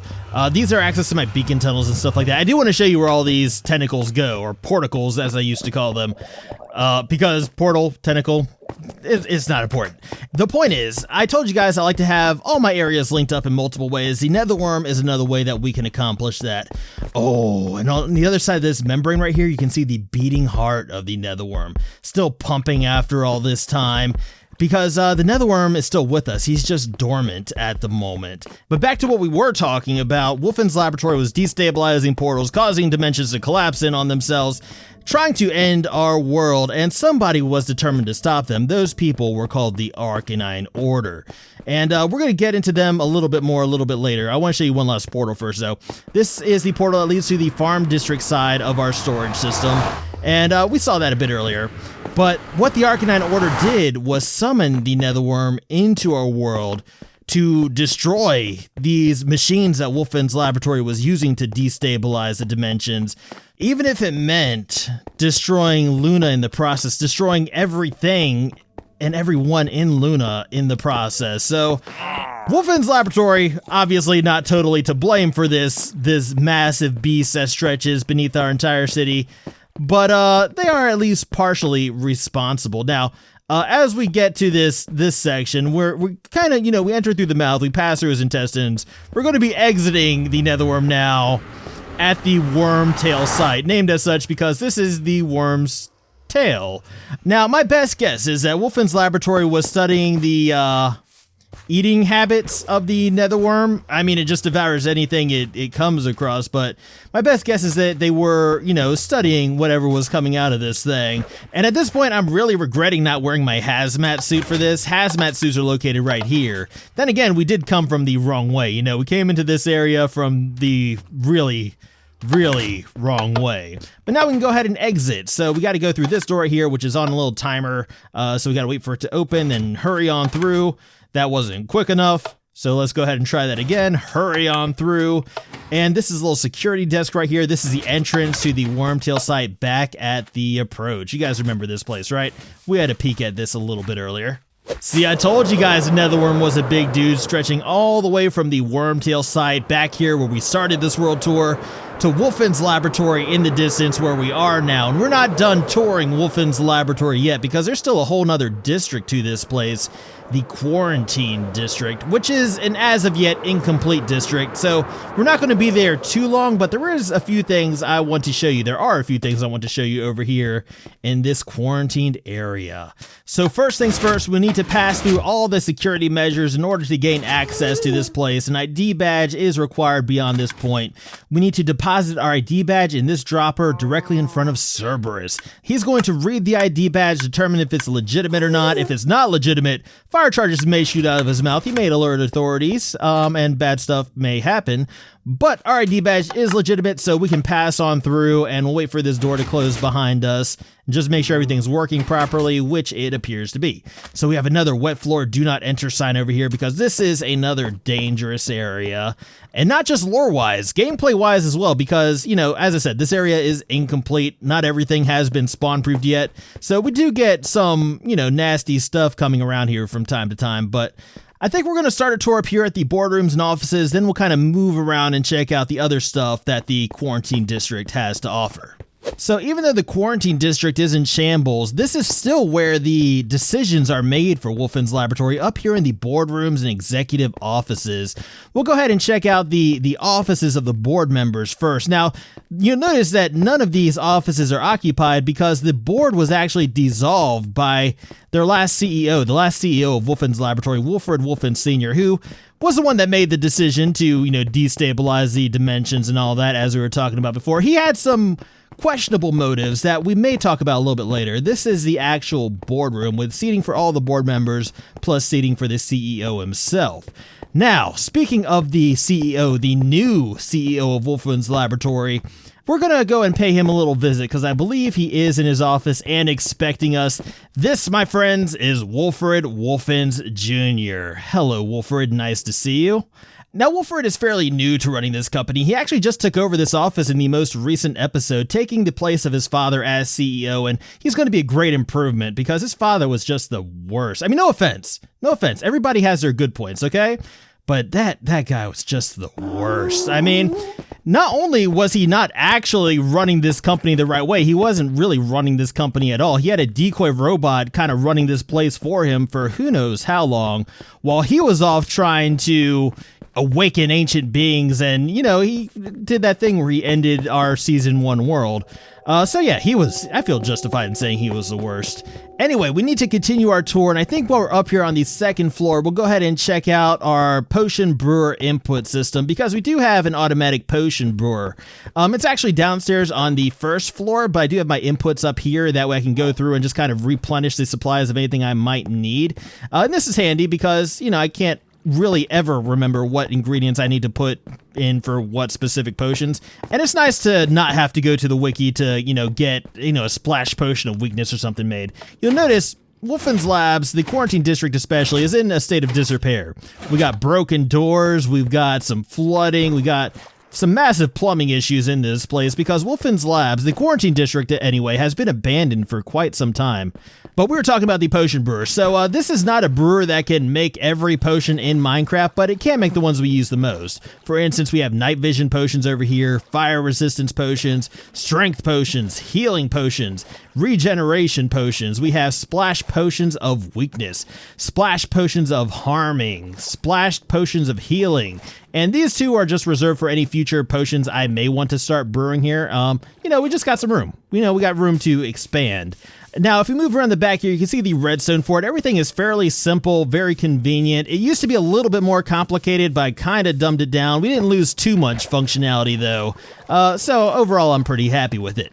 Now, as far as the next stop on our tour, we could check out, future projects. So this is going to be a future project, the renewable energy augmented performance enhancing research, the Reaper system, the prototype of which we saw earlier over in the showroom. Now, this is going to be connected to the bad section of the quarantine district, the botanical analysis division, which will deal with plants and stuff like that. Now, continuing along, you can see we have giant robots over here in Wolfen's Laboratory, because Wolfen's Laboratory does have a pretty beefy robotics division. I think that's what we'll check out next. We'll check out the Robotics and Artificial Intelligence Development Decoy Division, rotunda. Or at least we could if this force field wasn't being generated by the robot out here. So let me go ahead and make my way back up to Wolfred's office and ask him if he could please turn this thing off so we can get inside. Now, we have had a couple run-ins with the decoy robots developed here over the course of our series. We talked about Wilfred Wolfen Sr. Also, Watchdog was replaced by a robot temporarily. Now, according to this official announcement, these robots are supposed to be used for life-saving applications. It seems like instead, though, they are used for espionage. Now, this is the area where these robots are actually built. You see we got some corruption kind of creeping in from the netherworm over there on this side. That's why this area is quarantined, by the way. I don't know if I actually mentioned that or not. But yeah, the netherworm is, its presence is going to be felt here in the quarantine district. Let's go ahead and make our way downstairs because the production facility is actually still operational. We can watch one of these robots being built. So we just need to take one of these wooden endoskeletons. We need to place it here on the conveyor system. And then so I go through this process of getting put together. Now, we're not going to activate him at the end, but we can watch this assembly process take place. So as he moves through the machinery, you can see he now has some mesh plating over his feet ready to be skinned.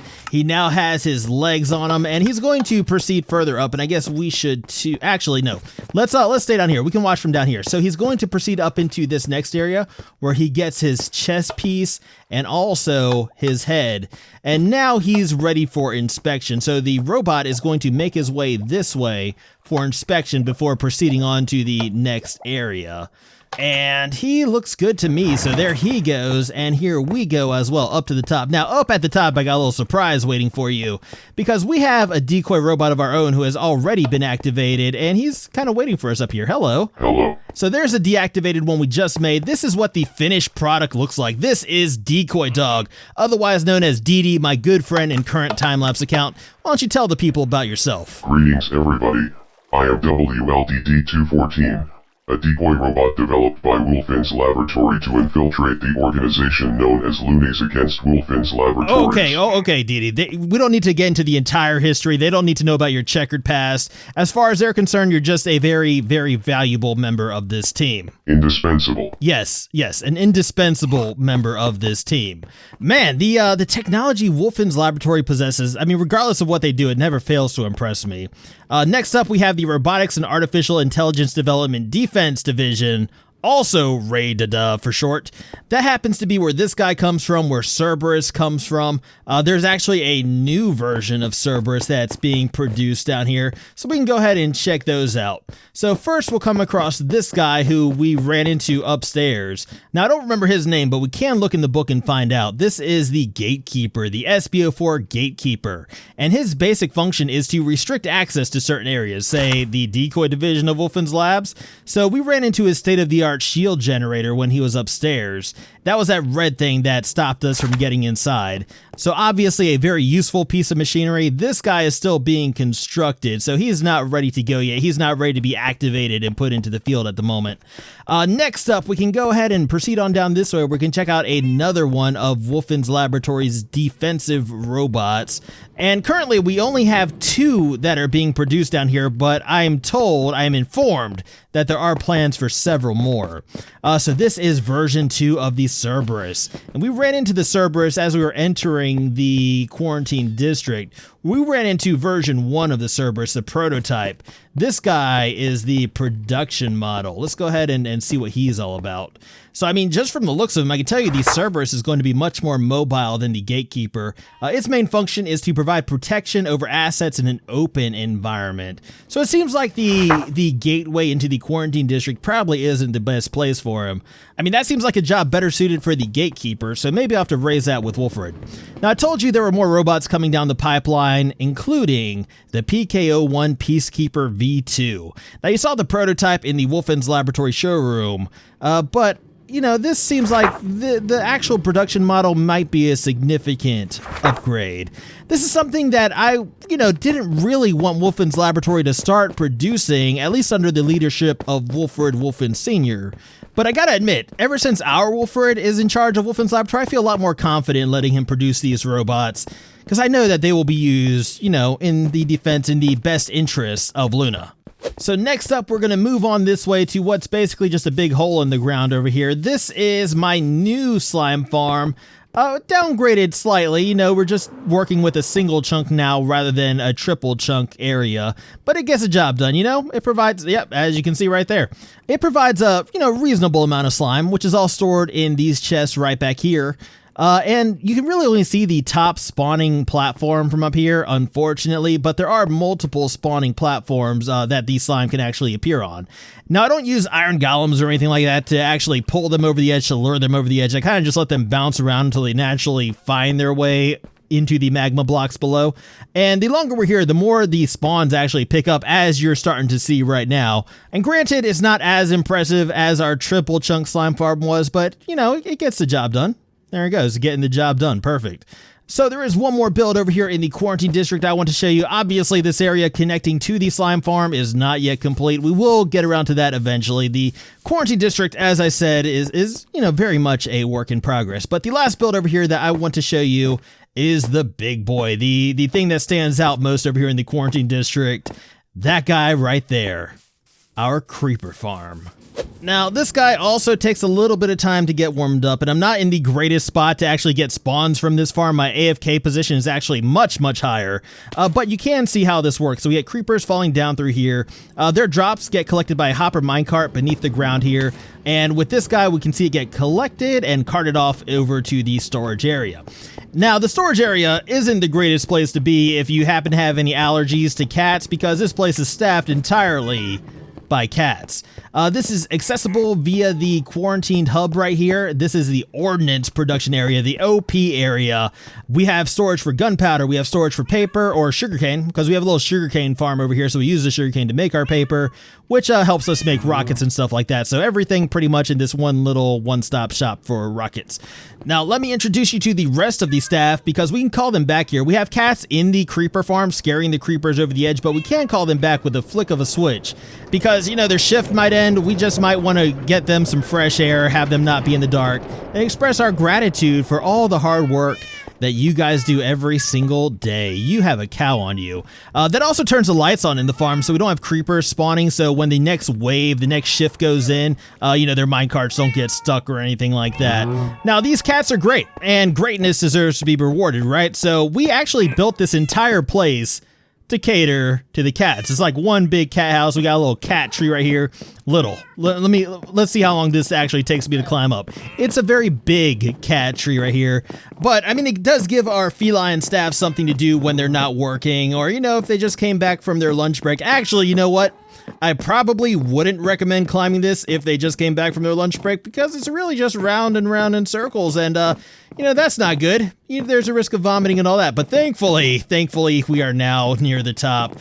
Oh man. But yes, this place is all for the cats. They can run around here, jump play to their little feline heart's content. Ow. Now, there is one more section to the creeper farm, and that is the spot where I just kind of hang out and let creepers spawn, my AFK spot. Now, we can access this from this elevator shaft over here, but unfortunately, the elevator is a little bit, I don't know, let's say out of order at the moment. I mean, we can still get up there, though. We just have to go up the maintenance chute, which is over here. Hi, you're not a maintenance worker, and you shouldn't have that either. I don't know where he came from or how he got that, but let's go ahead and continue up the maintenance chute. Now, you know, the whole story behind this, obviously, is that, you know, this place has been abandoned. Stuff is falling apart, as I showed you earlier. So, naturally, the elevator's out of order, but we do still have access to all the areas we need to have access to. It's just that sometimes we have to take, you know, let's say, alternate routes. So, exit only on this side, so that means we go this way to the, what was this, what I call this area? Oh, the AFK tower. That's not very creative, but this is the way we get up to the AFK tower. We just head up this little bubble elevator, and this takes us up to the tower itself. Now, there are multiple floors to this tower, only one of them where AFK, but we do have access to all the other floors around here. There's just not too much going on. So let me go ahead and bring you up to the floor where AFK. There's nothing really designating it as we're moving up the stairs, but I believe it's this next one. This feels right. So let me go ahead and make my way around this way. And this spot right here is the perfect spot to AFK for this farm. I'm protected by the glass from the phantoms and stuff like that. I'm a good distance from the ground, so we don't have other mobs spawning, taking up the mob cap. And let's say I come back from an AFK session and it's nighttime. I also have a little bed for myself up here just so I can make it daytime before making a swift exit. Now, I do believe that does it for the quarantine district. This district is obviously, you know, unfinished. There's going to be a lot more stuff here to see in the future. But this was the last district that we had to tour in the city of Luna, but there's still a ton left to see elsewhere. Actually, before we leave Luna, there's something I forgot to mention. So we're back here in the waterside district. You may have noticed earlier that we have a dragon egg over here, but that's not our only dragon egg. See, another interesting feature of this world is that we have not one, but 2 dragon eggs, which, you know, might seem a little strange until you realize that this world has been played in 2 editions of the game. So we got our first dragon egg over there when we defeated the Ender Dragon in Legacy Console Edition, and we got this dragon egg when we defeated the dragon in Bedrock. So, I mean, I think that's a pretty cool, unique feature of this world. You know, 2 dragon eggs, 2 legitimately acquired dragon eggs. But I do think that also does it for the tour of the city of Luna. Next up, we're going to check out some of the outside areas of Luna, and we're going to do that by going through the Nether to get there. So let's go ahead and meet back at the madhouse. Now, we came through here earlier when we were catching our gas, but now I'm going to actually show you around a little bit. So one of the things that differentiates the madhouse from everywhere else is our red skies, and my red glass is actually supposed to be clean in my texture pack, so let me fix that. There we go. That looks a little bit better, but I would say really only a little bit better. I think the red skies, if I remember correctly, look a lot better in Season 1 of this world before we switched over to Bedrock. I don't know. Maybe that's some rosy recollecting or rosy retrospective. Anyway, we are at the madhouse. The madhouse serves as our nether hub that kind of links up all our builds and provides us faster travel to all of our builds anywhere in the world that we want to go. As you can see, we got some more red skies back there. I do these various little outdoor areas just to kind of, kind of break up the monotony of this place. Now, we already came through here once. We went to our gas catching area, but I'm going to take you to some other areas now, including the withering house. We're definitely going to make a stop over there. But this is the main floor of the madhouse, the main hub of the madhouse. And from here, we can pretty much go anywhere we want to. I think probably the first place we're going to make a stop is going to be Wharf. Now, normally, fly over to Wharf, but we're going to go ahead and take our little soul speed paths right here, which offer us even quicker travel through the nether than we would normally have without them, right? So Wharf is right through this way. We do have these little hubs outside each of the portal areas, but let's go ahead and check out Wharf. We'll talk more about the nether once we get back to the nether. And yes, I have been saying WARF this whole time as if, some of you guys are supposed to know what that means. Let me go ahead and tell you, WARF stands for the Wolfen's Aquatic Research Facility, which is this offshore platform right here dedicated to the research of, aquatic stuff. It houses our guardian farm, it houses a kelp farm, a sea pickle farm, and basically anything aquatic I need to farm, WARF is where I do it. This is a full build that goes all the way down to the seafloor. I mean, it would have to go all the way down to the seafloor for farming guardians here because that's where guardians spawn, obviously. It also houses our fishermen villagers. This is where we do our trading with fishermen, and this view isn't the greatest. This is a backstage area, a maintenance area. Let's go ahead and make our way back up to the actual surface of the platform, and I'll show you guys around. So let's go ahead and start in the logistics section of WARF. This is the warehouse. We got forklifts over here. We've got shelves upon shelves with boxes upon boxes. We've got a little loading dock out here with a crane that actually picks up items from supply ships, brings them up to the loading dock, and, then the workers take them into the warehouse and, do whatever they need to do. Logistics wise, we can actually make our way up into the crane if we follow this ladder right here. And there are some great views from the crane. I only come up here for the views. Just gorgeous. I know better than to push any of these buttons. I know I'm not qualified to operate a crane. Okay. I've learned my lesson. It's not like I've ever collapsed part of this platform into the ocean at any point.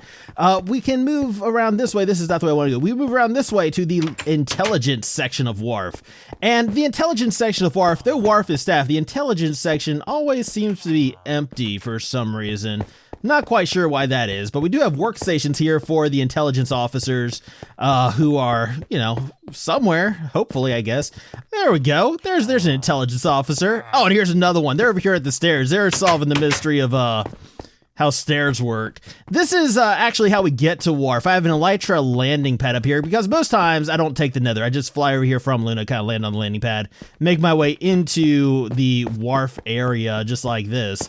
Now it is starting to get dark, so maybe before it gets dark, before our villagers start turning in for the night, we'll go ahead and tour the villager housing area. I know I normally come here to trade. I don't want to trade right now though. So before everybody starts going to sleep, oh, I'm interrupting people. That room's full, occupied. That's an angry bed. Yeah, the villagers are turning in for the night, so I won't go into their rooms. I won't barge in. Is this yours with the angry bed? No? Okay. You know what? Let's go ahead and make our way upstairs because I don't believe as many villagers live up here, if any at all, because, stairs are a mystery.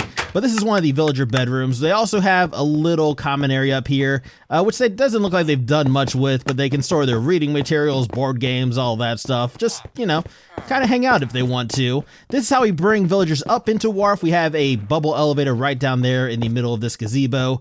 Over here, we have access to the villager dining facility. They can get their food over here, eat over here, and then make their way out over here when they're done eating. Also housed within this building, we have fish storage over here. We get these from our guardians. These are guardian drops. I use these to trade with the fishermen just to get emeralds and stuff like that. But also housed within this building is housing for our administration. So these rooms are significantly bigger, and it doesn't seem like anybody's actually taken any administrative positions here at Wharf, but that's all right. So they got their own little common area up here as well. But that pretty much does it for the villager areas over here at Wharf. Let's go ahead and move on to the farms and stuff like that. So right over here, we have our kelp farm, which actually has 2 different harvest modes. We actually have this hooked up to a cactus timer, so that way it allows the kelp to grow in a little bit more in between harvests, or we have the mode that's currently running in where it just harvests every few seconds, and that lets us get a little bit more of a steady rate so we don't overload our hoppers or anything like that, which is useful when we're trying to just replenish one thing. For instance, if we want to replenish our kelp supply, which I'm trying to do. I know this probably looks full, but I actually took a pretty good amount out of here recently. We also have bone meal storage over here because excess kelp gets converted into bone meal, or it can be taken upstairs to actually be smelted. Before we go up there though, right here I have my little AFK spot for when I want to AFK at Wharf. If I can get through this door here, I just kind of hang out right here. Nice little safe area. Don't have to worry about phantoms or anything like that getting to me. Now, there's a couple things we can do with our excess kelp. First, we can convert it into bone meal. We have a double composter system to get bone meal, which is what this is set to currently. If I don't need bone meal, I can shut down the hoppers for that and reroute the kelp up here. We can get dried kelp from that, dried kelp blocks, using this smoker array right here. All depends on, you know, what I actually need at the time. Man, we are cruising through Wharf. We have one more building we need to look at, right next to the warehouse, just outside the main central building. We have the building that houses our sea pickle farm. So you can see the main sea pickle right there. We just bone meal that, and we get tons and tons of additional sea pickles, as many as we could possibly ever need. I haven't really used these for anything yet, but I do have plans to in the future. So, I mean, this wasn't pointless. Not completely pointless anyway. And you guys know I have nothing against pointless stuff. I have pointless builds all over the place, let me tell you. Even these devices right here, I have no idea what they do. They might be pointless, they might not be. Now, Wharf is a build that if you saw any of the previous World Tours, you probably saw Wharf. It's been around for a while, but it wasn't finished until recently. Over the past 50 episodes or so, I've had a big focus on just getting some of the incomplete areas outside of Luna done, Wharf being one of those areas. Now, in the next 50 episodes, I'm going to focus more on the city itself. Over here, we have storage for our coral. I don't actually have a coral farm here. I just kind of harvest that stuff myself and store it here. And storage for these sea pickles. Now, the main reason Wharf is located where it is because this is the former site of an ocean monument and the current site of our guardian farm. Here we have storage for all of our guardian drops, and I'm actually going to take you guys down into the guardian farm just so you guys can see what's going on, because if you haven't seen this world in a while, things have changed here. You know, we've changed the way that we farm guardians, basically, because, you know, the way we were doing it before, well, it just doesn't work that way in the Bedrock dimension where we are now. So this was formerly a victim of the dimensional shift, but is no longer. Now we have this set up to work a little bit differently. So this is the old system, and this lever now does nothing, but used to control a dual mode guardian farm where we get XP or just drops depending on what we actually needed. All right, I think that should be enough guardians to do our demonstration. I don't think we're at maximum capacity just yet, because I believe guardians are spawning outside in the farm still. Yes, they are. Guardians are still spawning outside in the farm, but I'm not too worried about getting all the guardians in here. I just want to go ahead and give this thing a quick test run and see if it works as well as I think it's going to. So you know what? Let's go ahead and throw our potion in there. We'll switch to our pickaxe and just watch the pickaxe as it mends. Oh yes, that is nice. That is nice. That is going to come in handy. Of course, drown do not survive the fall. This farm is not meant for drowns, it's meant for guardians, but we do want the drown drops. That's why we accommodated them. Things are a bit different now, though. Now we just have this farm set up to be drops only. As you can see, the guardians just get taken out wherever they spawn in. And spawning for guardians is a little bit different in Bedrock than in the other editions of the game. A little bit different is kind of an understatement. Everywhere else, Guardians spawn anywhere within the monument area pretty much, but in Bedrock, they have a few very specific spawning spaces where they can actually spawn, and what we've done is build little containment cells over each of those spaces that take the Guardians out right when they spawn in. So drops are pushed down into this bottom section, elevated up here, and then drop down the drop shaft where Guardians used to go back when this was, you know, an XP farm as well. So I mean, a little bit of repurposing has happened here, which made things simpler because this was more a renovation than building an entire new farm, even though things are vastly different here than they were in the previous version of our world. And, you know, as far as efficiency goes, I'm sure if I built a new farm, we could probably make this work a little bit better, but, you know, this more than suits my needs. Keep in mind, I am a single player in this world, so, you know, usually, regardless of how small a farm is, this is a big farm, but if the farm was small, it would still probably be enough to suit my needs. But I do think that is pretty much all I have to show you here at Wharf. Now, our next couple destinations are going to require a bit of travel. That's where these soul speed pathways throughout the madhouse really come in handy. And if you're wondering where the madhouse is located within the nether, it's actually up in the ceiling of the nether, in the netherrack ceiling of the nether. Not the roof where the bedrock is, but, you know, below the bedrock. And the reason why I'm up here is because, well, I feel safe up here. If you've watched this series, especially the early parts of the series, you know I haven't necessarily had the best of times in the nether. Oh, I hate the nether so much. I hate this place. I'm on fire. Hide, hide, hide. Oh man, this is so bad. This is so bad. Oh, no, no, no, no. But right now, we are making our way to the Eclipse Outpost. This used to be our pillager raid farm, which is now completely broken, but that doesn't mean we can't take a look at it, right? Now, when I say completely broken, I mean completely broken. There's no hope for repair for this guy. There used to be a pillager outpost over here, so we could get the bad omen effect, bring it into the village, which is housed inside the building, and start a raid all in this one little area. But unfortunately, when the dimensional shift brought us over into this dimension, the game no longer recognized that this was a pillager outpost, or the former site of a pillager outpost, which is, you know, needless to say, very, very disappointing, because we built all this out here, and now it's not really being used for much aside from housing villagers.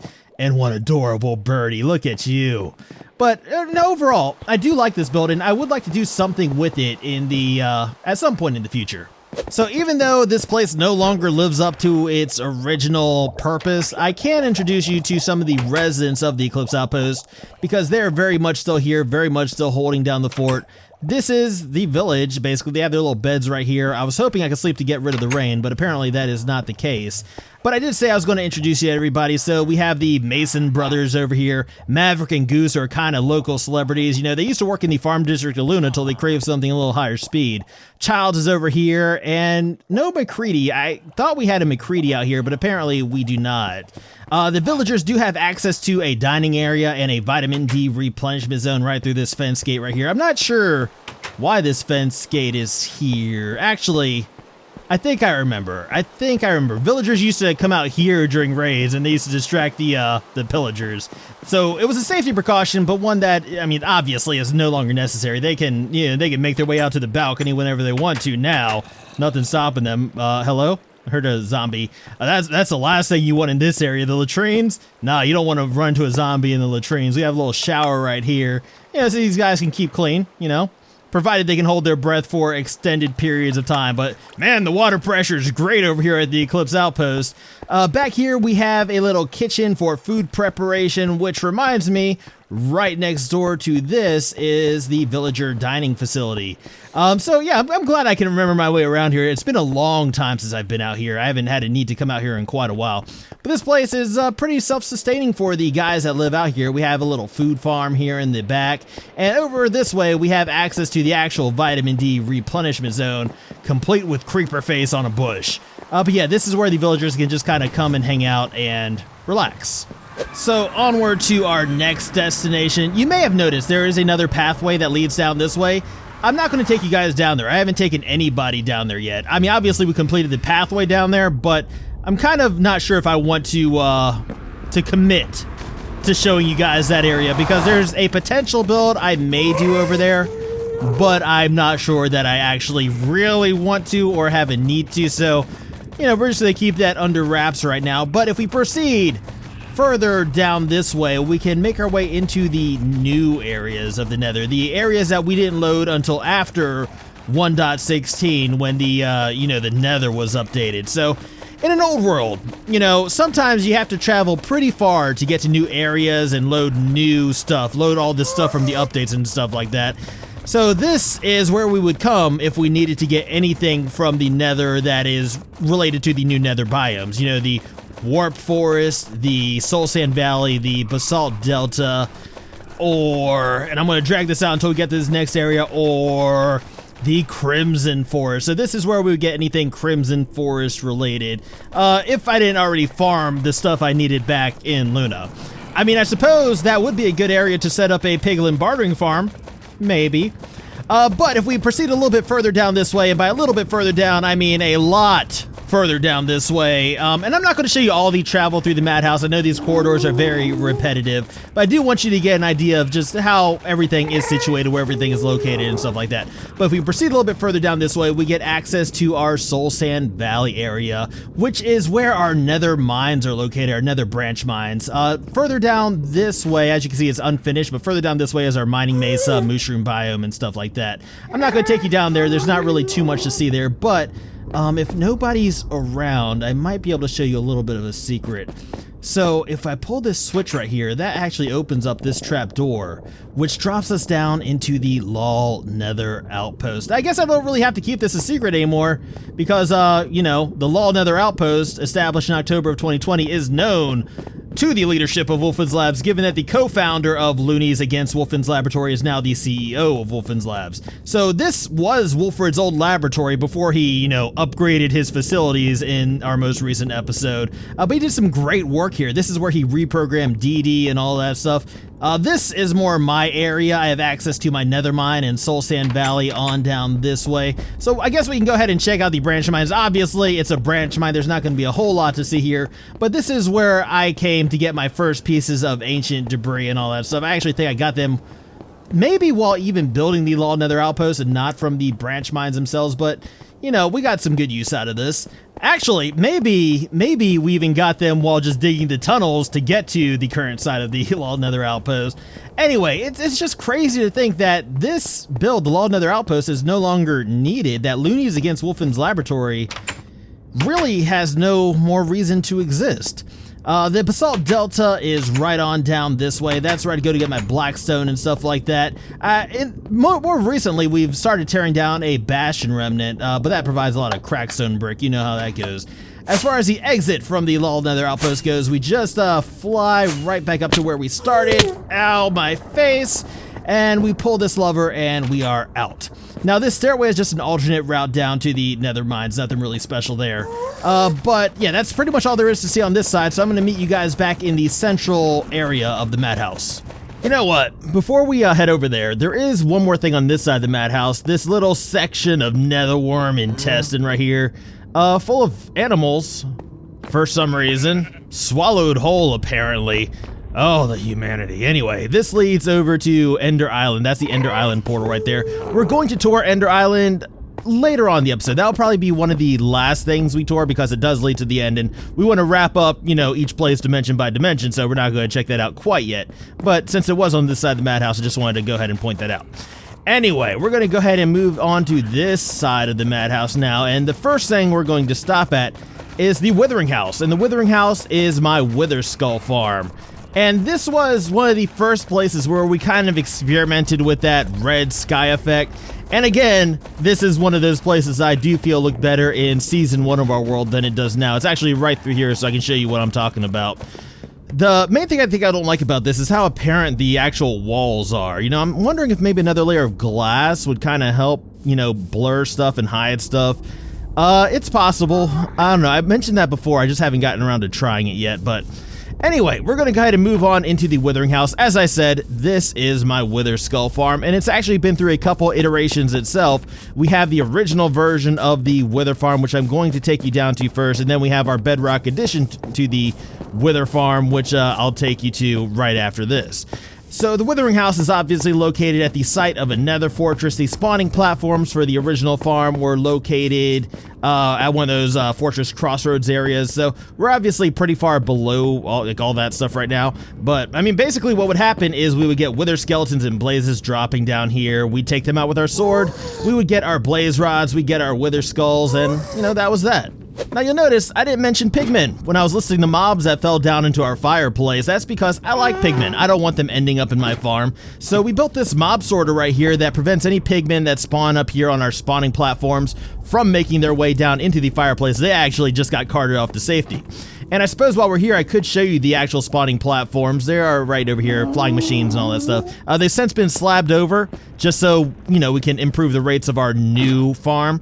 So this is obviously no longer operational, but I was very proud of this when we first made it, and, you know, just kind of amazed that this actually worked.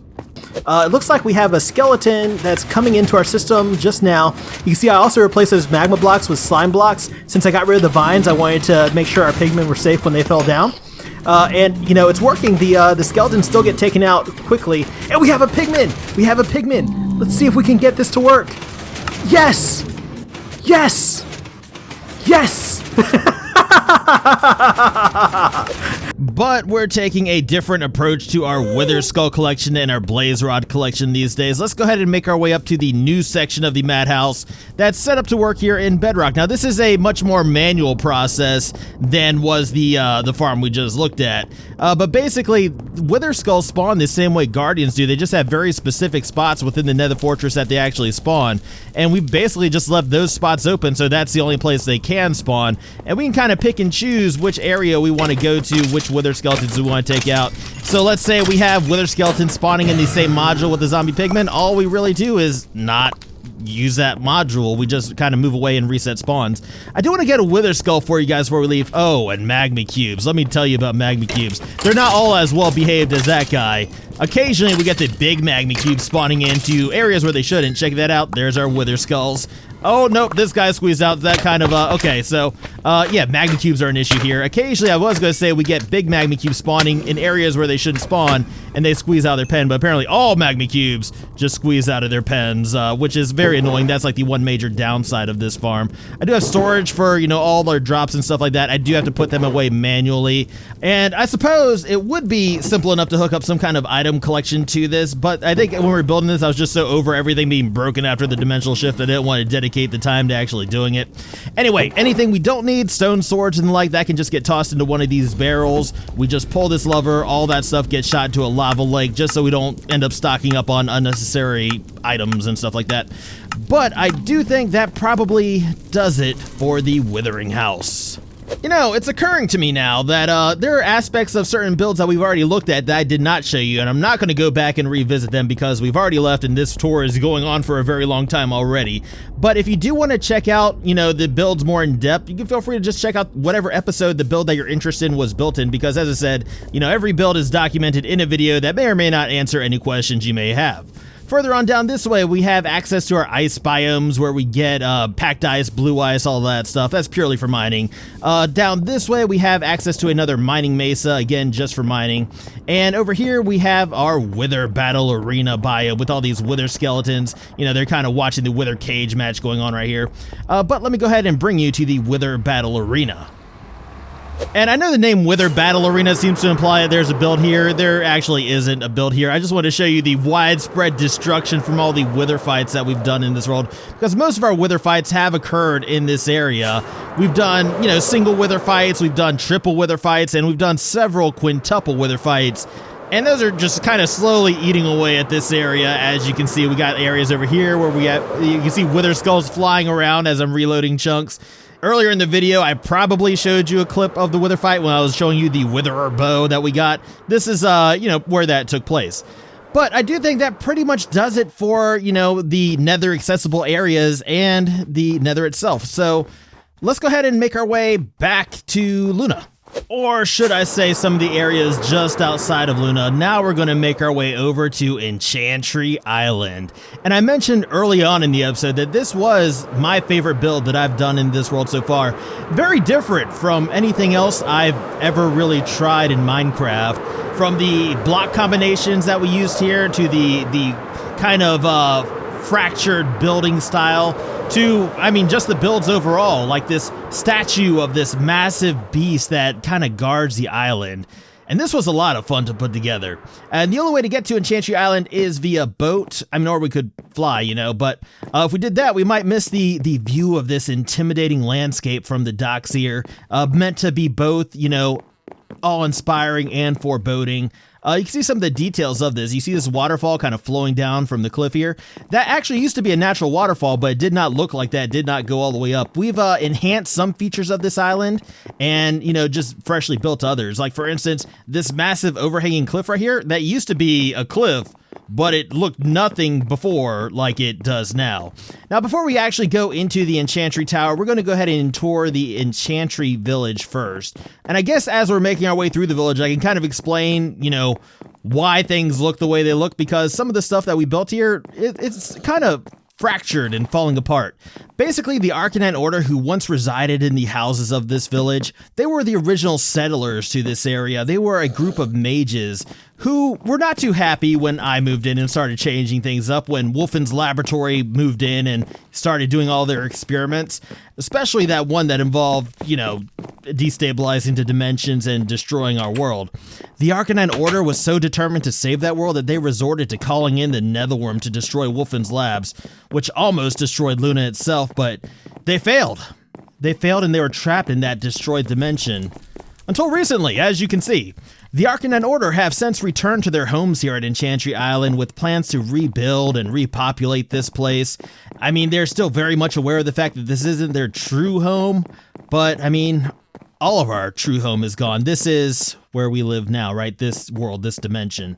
Let me show you a magical rock with this rune carved into it that matches the sky at sunset. This is actually what trapped the Arcanine Order in our previous world. This rock was originally meant to protect the island from any magics or anything like that, especially the magics used by the old ones over here at Ender Island, and we will be taking a look at Ender Island in a little while. But while Wolfen's laboratory destabilized the dimensions, hello sheepy, while Wolfen's laboratory did destabilize the dimensions, it was ultimately the old ones who traded our world for the current one. And that brought them one step closer to their ultimate goal of ascension, whatever that means. Now you'll notice Enchantry Island isn't the best lit place in this world, so it seems like it would be kind of dangerous at nighttime, and yes, we get plenty of mobs spawning on the island at night. But that was taken into consideration. You'll notice all these spawnable areas actually beneath the walkways that we actually, you know, travel on. So, I mean, despite the mobs and stuff, I do feel generally safe walking around here at night. This kind of marks the end of the actual village area, this little shrine right here. Though there is something a little bit further down past the farm area. I don't have jump boost, so I can't get to it that way. Let's go ahead and hop up through here and take a little shortcut down. So there are a couple farms over here at Ender Island, a couple manual farms for the most part. Not like food farms, but like actual like resource gathering farms. Obviously, we get our mycelium from right here, mushrooms and stuff out here. We do have another floor. I don't have jump boost, I keep forgetting. We do have another floor for harvesting mycelium, which is down in the basement, so I'll go ahead and show you that while we're here. It's not something I use very often. Neither of these are things I use very often. In fact, I think the only time... The skeleton somewhere. I think we're gonna have some trouble here. You know, there used to be a door right here. Anyway, as you can see, the mycelium hasn't even had a chance to grow back in. It's not something I use very often. I think the only time we've ever actually harvested this is when we were first building it. But let's go ahead and get out of the danger zone right here. Let's go ahead and make our way back inside. I'll show you the little mushroom growing area. And that should be pretty much it for the Enchantry Village. So as I said, we grow our mushrooms out here. We have a barrel full of like mushrooms and stuff like that. We take our mushrooms, we add some bone meal to them, kind of bring them out here, grow the big mushrooms, and we just chop those down with Silk Touch if we want the blocks, or with a non-Silk Touch tool if we just want to get more mushrooms back. Again, something I don't use. I've never actually built with mushrooms. I don't think I've placed down a mushroom block in this world yet, but, you know, it's there in case we ever do need it. But now it's time to make our way up to the Enchantry Tower, the main feature of Enchantry Island. Also accessible via these docks over here. They kind of stretch out through the entire island, link everything up, right? But the Arcanine Order, they don't like visitors, so you'll notice that as we proceed up to the tower, you know, we have this long, dark, winding cave that offers plenty of opportunity to turn back, to hop back in our boat, to go back to where we came from. And this room right here serves as one final warning, you know, that you might get hurt if you proceed any further. Now, this is one of the 2 areas that we built in our world that actually contain Soul Flame. And the Soul Flame is basically meant to represent the magics, you know, at play in this world. This water right here is because Soul Flame is very hot. But let's say we're not deterred by that. Let's say we're not deterred by all the Arcanine Order's attempts to get us to turn back. Well, then we enter the Enchantry Tower. And this is the main floor of the Enchantry Tower. And I don't know, there's just something about this place. I really like the way it looks. It's functional too. We have a little enchanting setup down here in the floor. There is storage, or at least room for storage right here. All these barrels are currently empty. But I'm going to be loaning the Arcanine Order some books. We have plenty of them over at the Flying Wolfman back in the Waterside district. The outside areas, they are obviously not very safe, but we did build on an elevated surface just like we did back in the Enchantry Village. So we're using the same method of, you know, mob attacking prevention. Let's go ahead and proceed upwards through the Enchantry Tower. There are multiple towers housed within the structure known as the Enchantry Tower. We have little corridors that link them up, as you can see right here.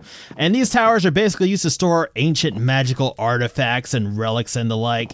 I know it's pretty dark in here. In fact, I'd be surprised if you can even see this. So, you know what? Let's just go ahead and proceed on this way. We're going to make our way up to the main tower.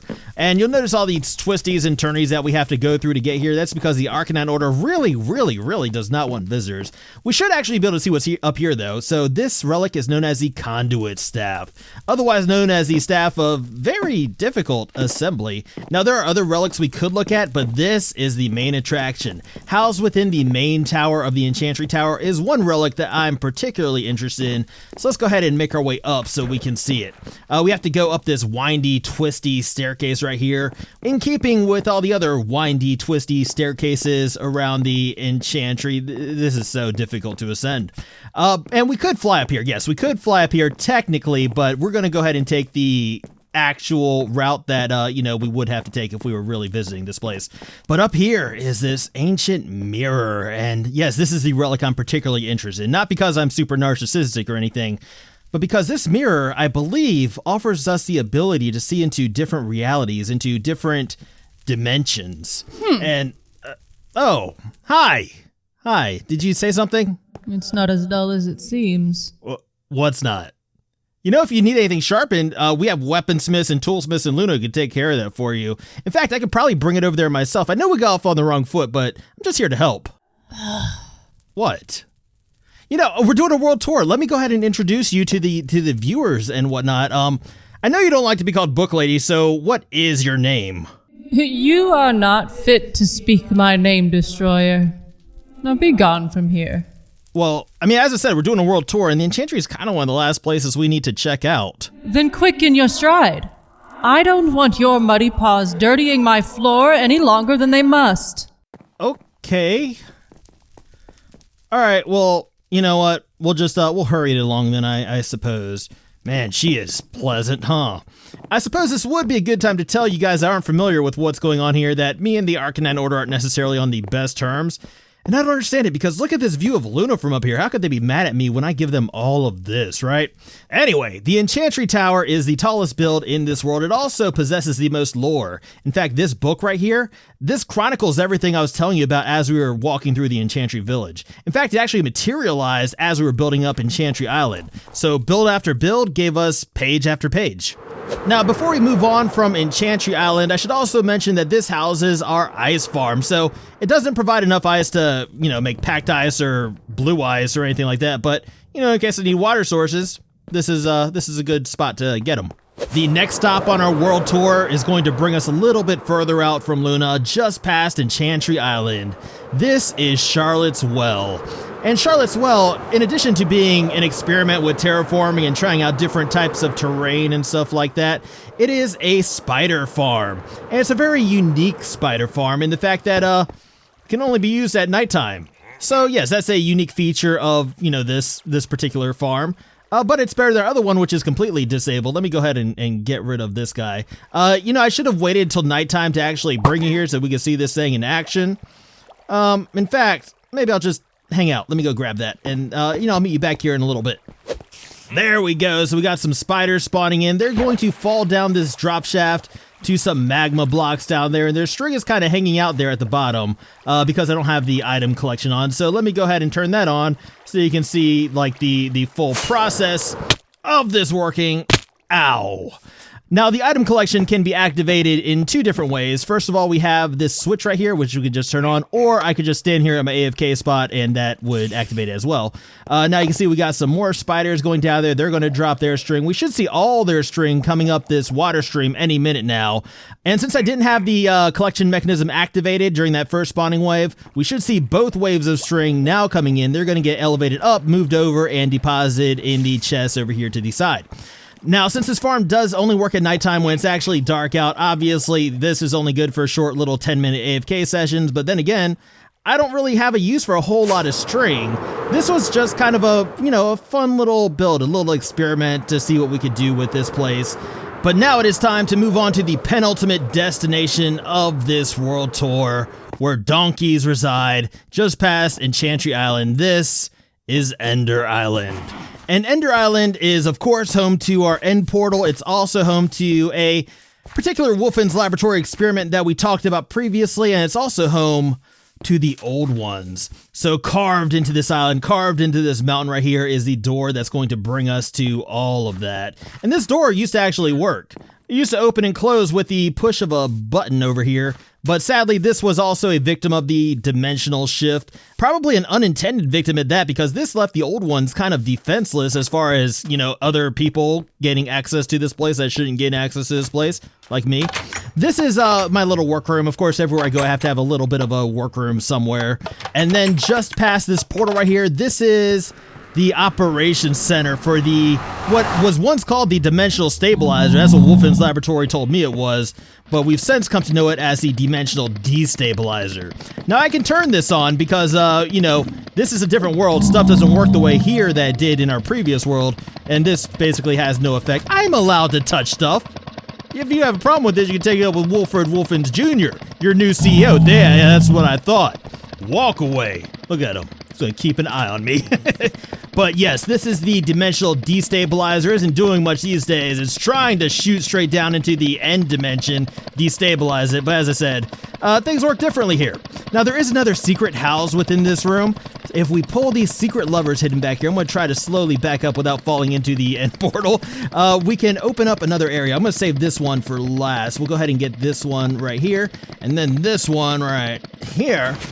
And that grants us access into the ancient ruins of Ender Island, home of the Tomb of the Old Ones. If we proceed down this way, we can make our way down to the lower ruins. Now, a lot of this build was playing with light and shadow, as you can see probably. We used light areas to emphasize the dark, dark to emphasize the light.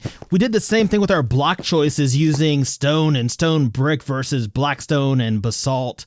This was a build very much focused on building atmosphere, and hopefully you can see that. As far as what I have to show you, we have this little book area over here with a missing book. That was actually taken when we were building this place. This room right here is how we access the Tomb of the Old Ones. We actually need to summon the tomb, or we need to summon ourselves to the tomb using this book right here. But before we do that, you may notice we have some soul flames in the wall, 1 on this side, 2 on this side, and room for 3 on this side, but this is as of yet unlit. You know what, let's go ahead and make our way down into the tomb now. Oh, this is the wrong page. We did that a little bit backwards. But yes, that brings us down into the tomb itself. Now, the old ones, they're no longer here. They've vacated Ender Island, and according to the booklet, there's only one reason they would have done that. and that is in preparation for the ascension, whatever that means. And in fact, the missing book up there, I'm told by her, is actually the Book of Ascension, whatever that means. So yeah, I mean, it seems like, they might be preparing for some bad stuff. Let me go ahead and get out of here. Hanging out in crypts is not my favorite pastime. We're gonna go ahead and make our way through here. No, I'm stuck in the door. Okay. Well, this is embarrassing. I should just go ahead and start this whole clip over. I'm not going to. Let me out! Jeez. As I was saying, let's go ahead and make our way out of this crypt, quickly through the door, and into this crypt. This is dumb. That just completely ruined the entire atmosphere of this place. But you know what? I never claimed to be good at stuff. Nobody's ever accused me of being good at stuff. I just like to build, that's what I do. I play this game and I build stuff. But that pretty much does it for the ancient ruins, the ruins of Ender Island. This path right here, this just brings us back up to the crossroads and allows us to access the areas that we already looked at. Now there is one more thing I want to show you here at Ender Island. But first, let's go ahead and make sure we get the tomb sealed up, make sure we get the ruins all sealed up so no more ancient secrets escape this place. We're going to make our way down to the very, very bottom of Ender Island, where this is obviously another Wolfen's laboratory area, not an ancient ruin or anything like that, but you'll notice the end portal right there. Basically, if we turn this light off, we activate our silverfish spawner, and this is where Wolfen's laboratory entomologists would, study these bugs, or if we're being a little bit more realistic about it, how we can get these bugs into the end portal. This would probably work a little bit better with our beacon off, so let me go ahead and make my way up there. No, I think we got some spawning. We got a couple spawned in here, so that's enough to do our little demonstration. So we will see them go up and around and into the actual end portal. And if we AFK here for a while, we can get hundreds of these guys up into the end, and that's not how we're getting rid of the bugs. We're not just putting them into the end to get rid of them. We're actually putting them into the end to serve a purpose. And that purpose is not just to annoy Endermen, though that is a great benefit to it. This is actually part of another farm that we have set up in the end. So let's go ahead and make our way up to the end, or up, over, and then down to the end, so you guys can actually see what exactly I'm talking about. So welcome to the end now. Welcome to the end. Bye. You can go too. No, you don't want to. He's fixated on me. Let me see if I can break line of sight. No, I didn't forget about me. That's okay. So we had one go up where we want him to, and we're not really doing anything with him. Basically, he's going to go up that elevator, go down this water stream towards the central portal right here. And normally, if I was doing this, if I was AFKing and trying to get a bunch of silverfish, I'd have one of my secondary accounts kind of waiting at the halfway point between that portal and this portal, so that way these guys don't actually despawn as they're making their way over here. But the whole point of getting them over here was so that way they would crowd around this central area of this island where we'd spawn a wither right here. So if you can imagine, hundreds of silverfish flowing down this way, one angry wither at the center exploding, that basically equals a lot of wither roses. So this is my wither rose farm. And also, since the bedrock right here prevents the wither from escaping, this is an easy way to take out the withers without actually putting myself in much danger. I don't always want to fight, Sometimes we just gotta do what we gotta do, right? But this isn't the only thing we have to show you over at Ender Island. You can see off in the distance, we have Ender Island. Not to be confused with Ender Island. This is Ender Island, the site of our Enderman farm. Ender. So, moving over here, we do have multiple routes we could take, actually. If you look this way, you can see how we have a black glass path that actually leads up to the farm from the main island. So, this island is not as sketchy as it seems. It looks a lot worse than it actually is. But this is the site of our Enderman farm. I used to use this for XP back when the Village and Pillage update kind of scared me away from villager trading for a little while. I have since moved back to villager trading as my main source of mending and XP, just because it has, a lot of other benefits, resources, and stuff like that. You hear the Enderman. This is a little maintenance area back here. Let's go ahead and check out the farm itself, because it seems like we already have Endermen waiting for us in here. So these guys are fairly easy to take out. We just come in here with our sword, chip away at them like this, switch to our tools if we actually need to mend anything up, and then they just kind of spawn back in just like that. So overall, pretty convenient. Also a good way to get ender pearls. Those get stored in the chests off to the side here. But that's pretty much it, I think. I mean, this is all there is to the end. We just have the Wither Rose Farm and Ender Island over here. So, let's go ahead and make our way back to Luna. This has been a ridiculously long world tour, and if you guys made it all the way to the end, I appreciate that so much. Future world tours will probably be multiple episodes given how long this one was. And if you're new to the series, as I said earlier, if you saw anything you're curious about, feel free to go back into the archives and check out whatever video you want to check out. If you're interested in continuing this series, I do upload new episodes every Friday at 2 p.m. Eastern Standard Time as of right now. But I do think that's going to be it for us today, guys, so I hope you enjoyed this episode. If you did, please be sure to hit that little thumbs up button. That would mean a whole lot to me, and if you want to see more, please remember to subscribe. But as always, I just want to thank you guys for hanging out with me today. I deeply appreciate it, and until next time, I am Lobo, and I will see you guys later.